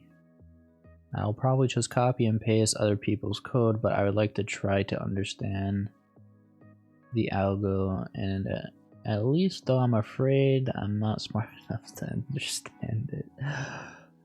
Yeah, no, what the heck? My thing restarted. Yeah, software is definitely one of those, it's equated to essentially learning another language, but it also can benefit you once you like learn the concepts behind everything that has to do with coding. You can very easily transfer the knowledge in between everything and go from there. It's really just a matter of understanding the concepts. Like, probably the first concept everybody starts with is the good old wonderful program that's in every gosh darn book. Hello world, the simplest program where you print out in a string, hello world, exclamation point. It's probably the simplest thing. I don't know why it's done, other than just okay, this is a string. This is how you print out a string. Probably, honestly, probably because even like in the work I do at my real life job is, you know, I use print statements a lot if I'm like trying to debug something, and it's just like the tools within the whatever the software I'm using that you use to run tests or whatever, it just doesn't work, and you know, good old print statement. And well, bam, we have, okay, have I reached this part of the code, and all of that stuff. So it just makes debugging things easy. So I guess that makes sense as to why it starts there, but I don't know, it's just weird. But yeah, just get on learning. You'll learn some stuff. Concepts are important. Lots of concepts. Honestly, it's probably like the hardest concept that I think is very difficult is like the sorting stuff and recursion. Recursion has always confused me. It's not my strong suit, but it is something that's there. I don't know if it would. It might be needed for like generating the rooms, but I feel like an algorithm would probably be better for like randomly generating something, like the layout of like a D&D, or not D&D, sorry, a roguelike like room setup thing. I'm not too sure what proc gen is. It's not my familiarity with stuff is like I've done a little bit of like Unreal Engine 4 at some point, like an early start, and then I've just only touched Unity. What's this proc gen?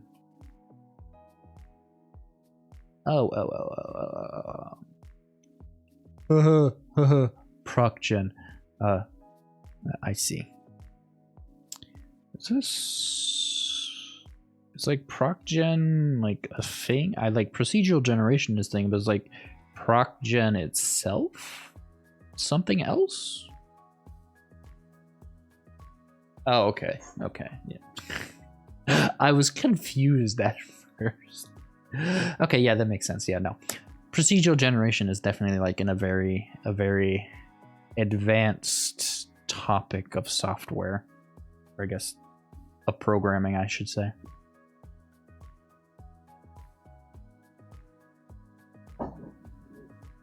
I myself have never done that. I'm not sure exactly what goes into it, but I can imagine it's a lot of algorithm related stuff in order to make stuff happen and make stuff random.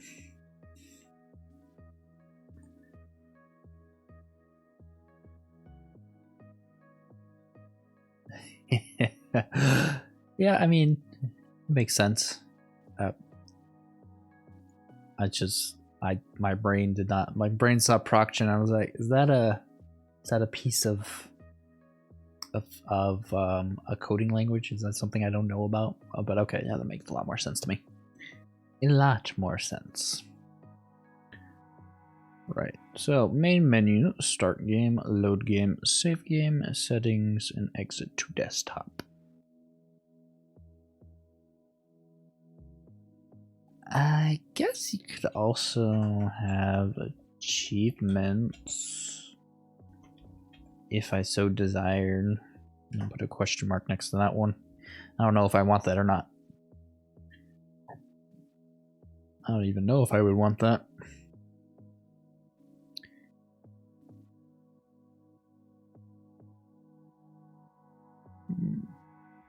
Alright, thank you for stopping by. I tend to do these on Mondays if you're interested in more and seeing the progress. But I'm glad I could give you some information that could be useful to you. And I hope you stop by again. So thank Wizzy for stopping by. And I hope you have a great night. It's nice chatting with you.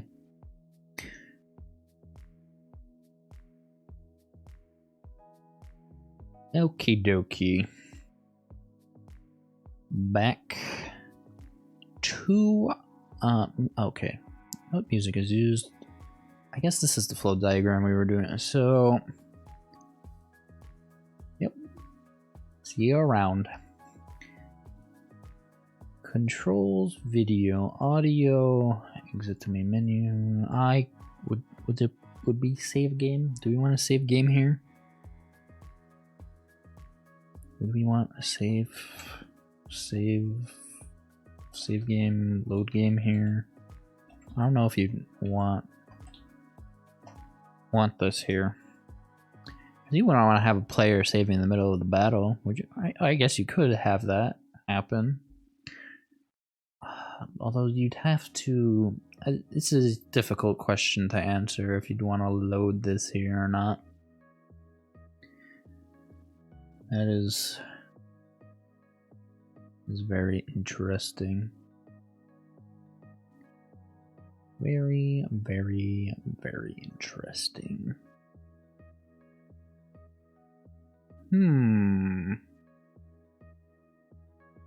Let's see.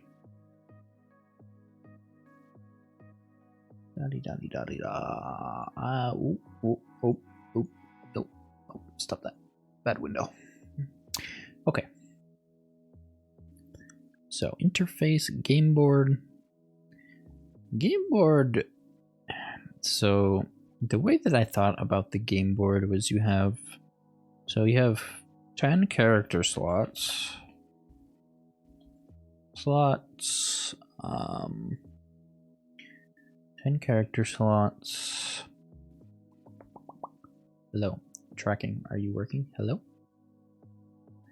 I don't know what's happening with my model. The tracking got worse because I moved. Hello. My mouth is moving. Yes? See, I think it's because I went out of the cameras thing. But okay. Da-dee-da-dee-da-dee-da. Right. Character slot. 10 character slots. You want... Oh no. You want 5 characters for each player / AI. We also need to have a spot for the item card deck spot and the character card deck spot. Hey, look, it knew what I want to... This is kind of creepy. Microsoft Word, you're creeping me out. You are creeping me out. Let's see. We have lots of things.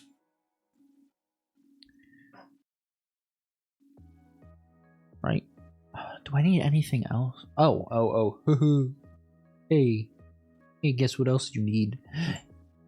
Our item card spots and discard spots.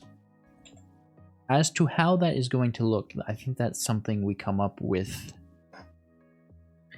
in a stream where so two streams, future streams that I'm thinking about is the card creation stream and then also an interface creation screen stream. So that is what we go here. So let's see. So game board, and that's pretty decent. Main menu is decent. Settings, simple. I mean, I don't know about flow diagram. Like, this obviously starts the game, this obviously loads the game, saves the game. This obviously goes to our setting menu. Our settings. Or would this technically? This should be like settings / options menu, and then depending on where you are in the game, it'll have different options / setting menu. Depending, like it would really depend. Like this, I'm definitely thinking you want to have on your main page. Medieval theme and mood. I wonder what that music. That'd be like medievalish music. I don't know what you truly want for that.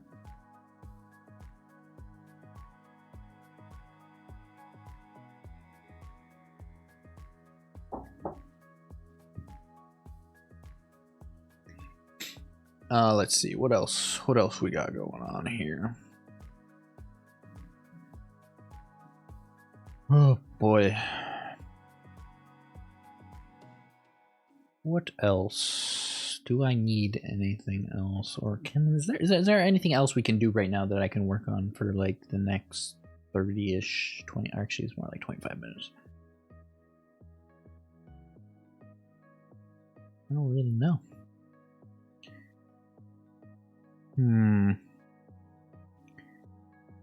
We got that. I guess we can flesh out the gameplay mechanics. I would think we can really do that. So we can our power-ups are, what would we consider? Would the item cards be considered power-ups? In theory? They're not really. I guess we're gonna have to change that. So we're gonna change this to the item cards because these are the important main gameplay. So with gameplay mechanics, what is unique to the game is that the focus and strategy of the game comes from using the quote unquote item cards rather than the character cards to defeat your opponent. Okay, it auto-corrected. Focus, yeah. So basically, what I want is I want the what you call it. The item cards are the main focus, rather than like, you know, if you go into like Hearthstone or if you go into like Yu-Gi-Oh, like this character has this amount of attack or defense, or it's got this health and it can do this. It's really, you have your character card, and that has, it could be a plain card or it could have some sort of effect to it. Or you could have, what do you call it? Effect. Like it's normal or it has an effect. And then you add these item cards on top of it that make your card more powerful. And I guess that's where I'm going to need to think about game rules in terms of, well, you have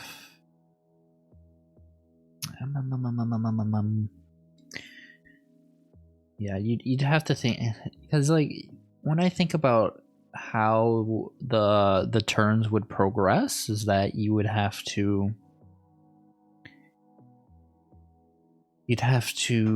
wonder about, I guess. Okay, what am I trying to say here? I'm like losing my thought. So I basically, I want to, how many item cards can you play in a turn? Because if you think about it, every single card game, when you draw a card into your hand, or you have a playing hand, you have X amount of something. Basically, your hand is the resources you use. Which is interesting because Hearthstone sort of goes against that, because you have your hand and you have the cards you can use, but you also have, it's sort of like an energy system that only allows you to play certain cards if you have energy. So it's like you have to, I think in that game, you have to manage your energy and crystals that you want to use, and then you also need to manage your card resources. Whereas, like, I think this game is going to be more in line with what Yu-Gi-Oh does, is that the cards in your hand are considered your resources that you can use. So it's like, what item, and I guess that's another question, is if the cards are resources, how many cards can you play? Can you play all of them? Do certain item cards do other things that do not affect the player? That's a question to think about. Do cards do other things other than affect the player? Which I think you would want to have at least like a couple in there that do, because like, you don't want your player to run out of resources, because that just screws them over in the end. But so our item cards can be split up into the following category, or I guess just cards in general. We can get rid of that. So cards, we have our character, you have item, you have spell, you have weapon, you have armor, and you have debuff cards. These are all of the cards that I thought of that I think we would use. So obviously this is character. I'm just gonna write short descriptions. Main card used for the victory condition of the game. May or may not have additional effects. I'd probably start off the game with most character cards do not have any effects of any kind or anything. Item cards. Item cards can be beneficial to a specific 2 characters. I don't know what I was going for with the item cards. Can be beneficial to characters. Could have various different effects. I'm not gonna think about the effects. I'm just gonna think about what do you call it? Think about what could be they be used for? What could these cards be used for? Like a spell card? I don't know. Ooh. You could have spellcasters can only be used, or I guess this is can only be used by spellcasters. Can only be used by, I don't know what you would call them. Not spellcasters. By not spellcasters. Because I think you can have some card typings. Armor increases durability of your character.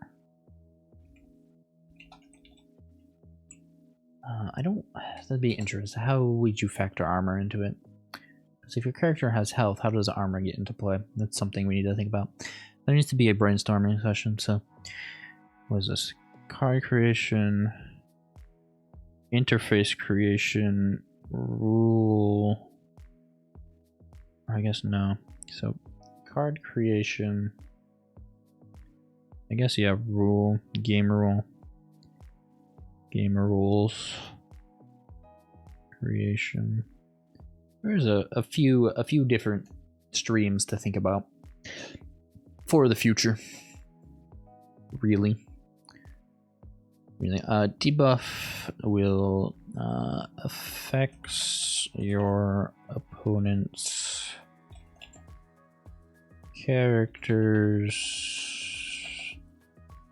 and those characters'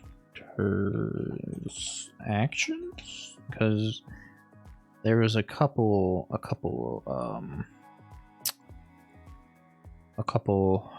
do you call it?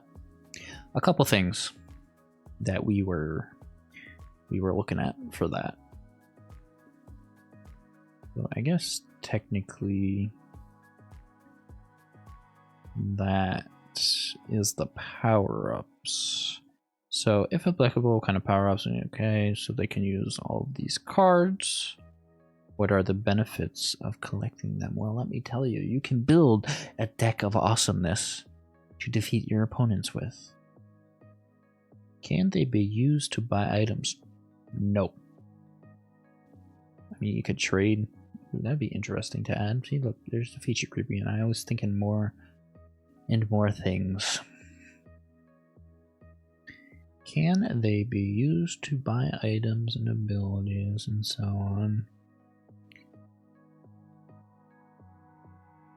Huh. Ooh, wait a minute. That makes me think of something. Very, very interesting.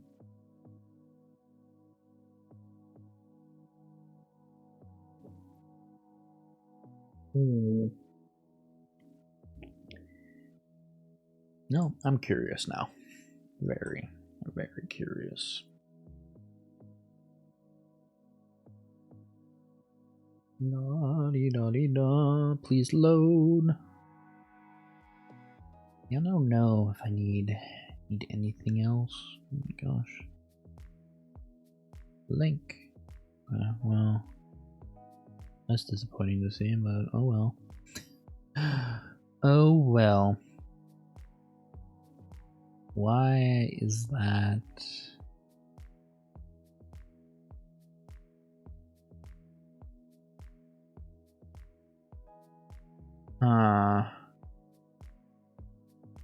Very, very interesting. Why is this trending?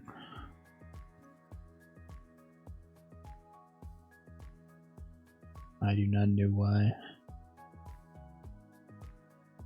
You know, honestly, probably because it's Valentine's Day. That's why that's trending.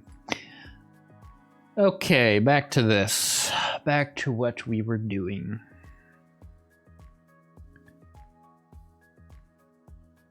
So that was a unique mechanic because you focus on the item cards rather than the character.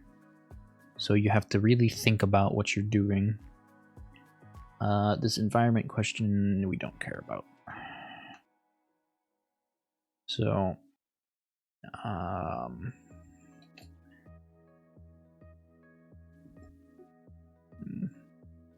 player will have to pick and choose what cards to use and at what time to use, at what time, and on what character.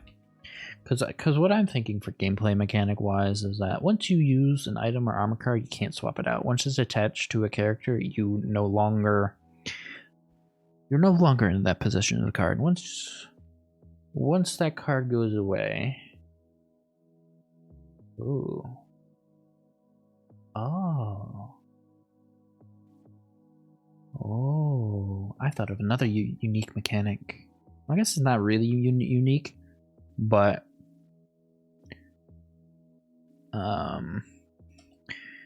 item cards can be reused once you have run out of them. Can be reused from the discard pile once you have run out of your once you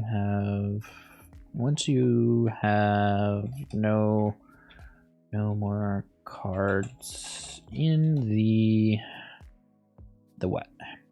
Discard.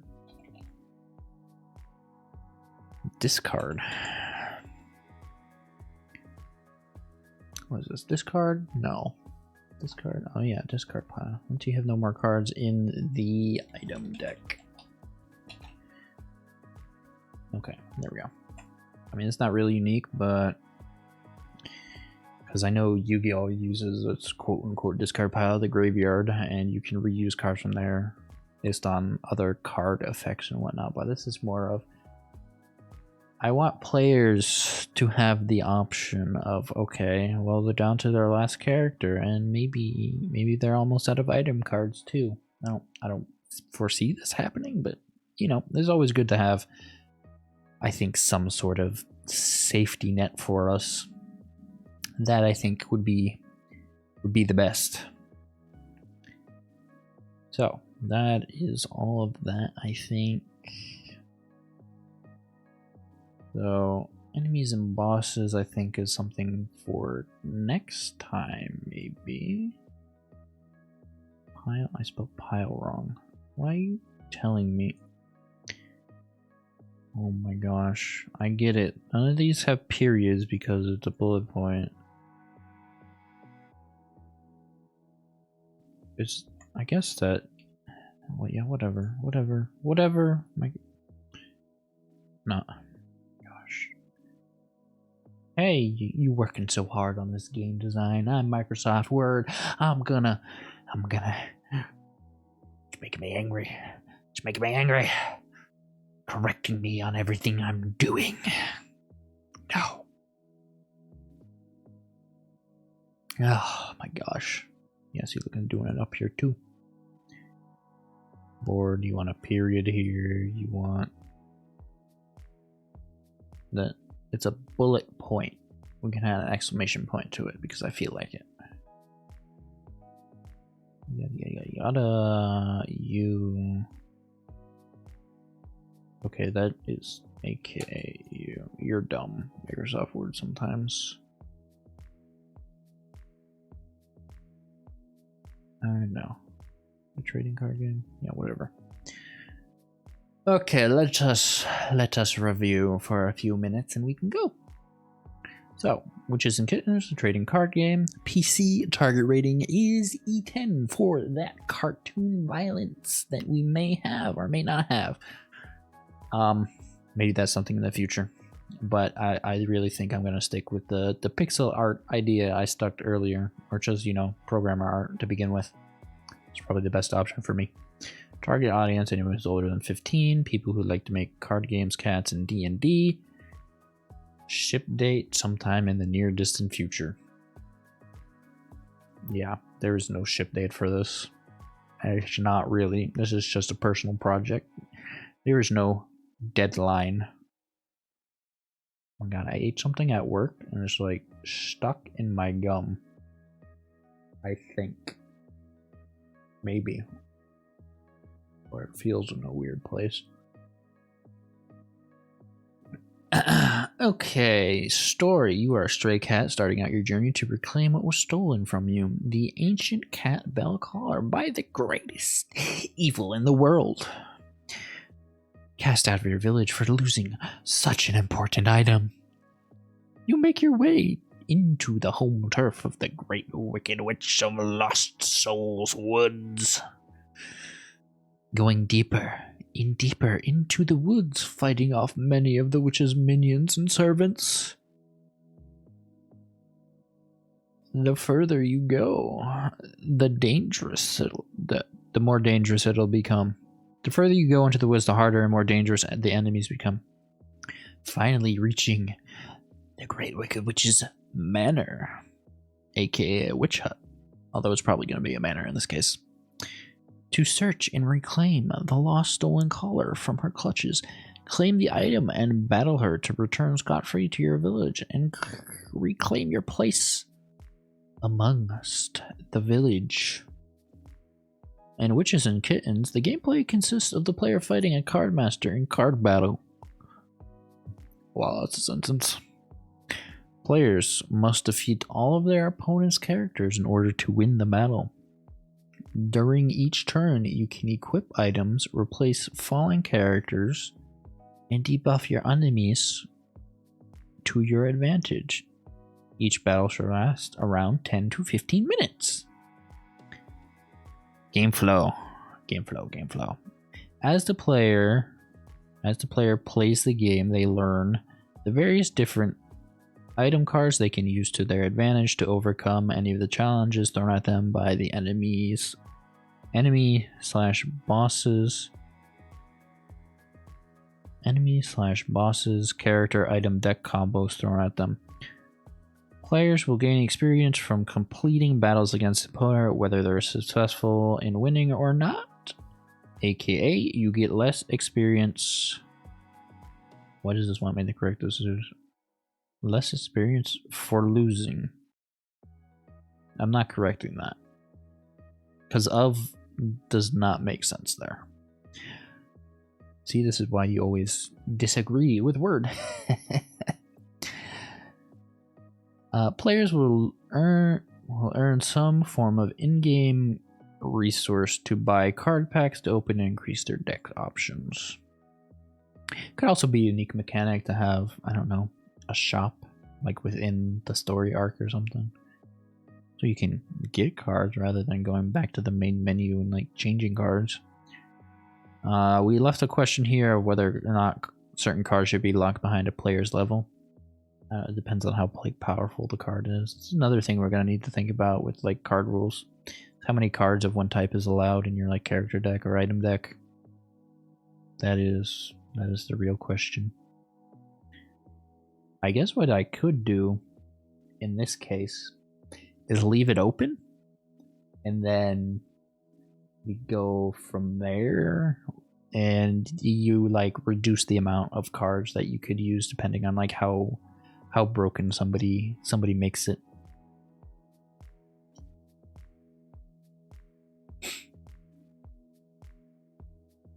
The player, okay, so characters and controls. Player controls a stray cat that got kicked out of their village. Obviously, that was in the story. They got kicked out because they yada. Okay, that's just a reiteration. Do we want a character card as a character card, or the character as a character card? That is maybe something we think about. Control mapping. I don't know. This is something I need to look at because left click does a lot, but are there keybinds? I think I'll go peek my head into Yu-Gi-Oh! Master Duel and see if they have keybinds of any sort, but I don't think they do. The game world takes place in the Lost, or like the main setting, it takes place in the Lost Souls Wood, and the final act takes place inside the manor. Again, this mood question is really weird. Medievalism-ish? Yeah, whatever. Linear style. I know there's not going to be like some sort of choice map, or I forget what they called it. There was a specific name they called it in the question that I had here. So this is sort of our flow where it's like, okay, tutorial, maybe another tutorial, and then the final two where you just are on your own. And then, this is how much tutorial is needed for the player before you let them go. And I don't know what we mean by mood at all. And then we came up with our interface. So game board is our 5 character slots for each player. Item card spots, character card spots, discard spots. Main menu will have start, load, save, settings, maybe achievements, and of course everyone's favorite, exit to desktop, aka Alt F4. Options and settings menu depends on where we are. I don't know if we'll keep the load and save here, but definitely have controls, video, audio, and exit to main menu and desktop. This might change depending on where it is. Like if it's here, it'd probably be like back instead of exit to desktop or exit to main menu. Medieval theme for the menus, music used, don't know yet. Flow diagram, probably we'll need to like draw that or plan that out in some way, shape, or form. I think there's a program I downloaded where I can do, it's for software, but I think I can use it for mapping now that I'm thinking about it.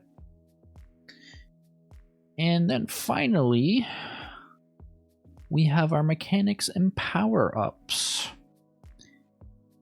which we just did, so we'll go over them quickly. So strategy focuses on the item cards. Players will have to pick and choose what cards to use and at what time. Item cards can be reused once you run out of your deck.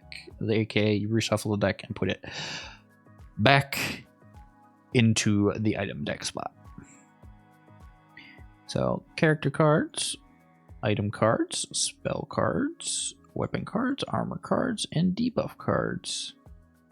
And then, so that's a pretty good handle on that. I think next stream we'll finish this up because I think I need to plan some enemies out.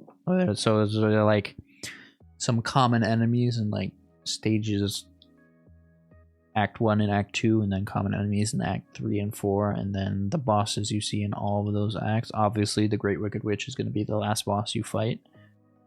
Bonus material, I'll have to look at this and see what I want. I'll definitely plan a lot for next stream. But that is gonna do it for me today. So thank you all for joining me on this journey. I had fun chatting. I also had fun thinking about what I want in my game. Also going on my strange little tangents. Now, tomorrow at the same time I started, so 6:30 p.m. Eastern time, we will be playing Risk of Rain 2 again. So what I'm thinking for that particular stream is, again, I think oh, that's right. I was doing some testing over the weekend of what character I want to play. So we will be doing a bandit only run, or bandit only runs. So that'd be the character bandit in Risk of Rain 2. Then I don't know who I'll play on Wednesday, or if I'll just play multiple characters on Wednesday. That might be interesting, where Wednesday I play a specific character and then another day I play multiple characters. Be very interesting to do. I'll also probably be trying to unlock some things on those characters. That could be another thing for Thursday, but Wednesday, Risk of Rain 2 with the Bandit character. So I hope to see you all there. And then I am now going to send you over to a particular individual. Because that is where I'm going to go. Let me just really quick check if they're live.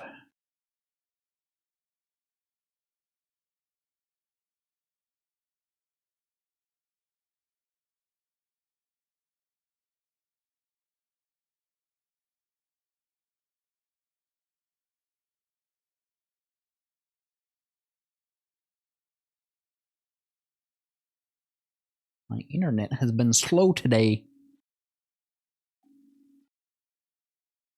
Very, very slow for some reason. Believe they should be here. They are. Well, go have fun. I will see you later.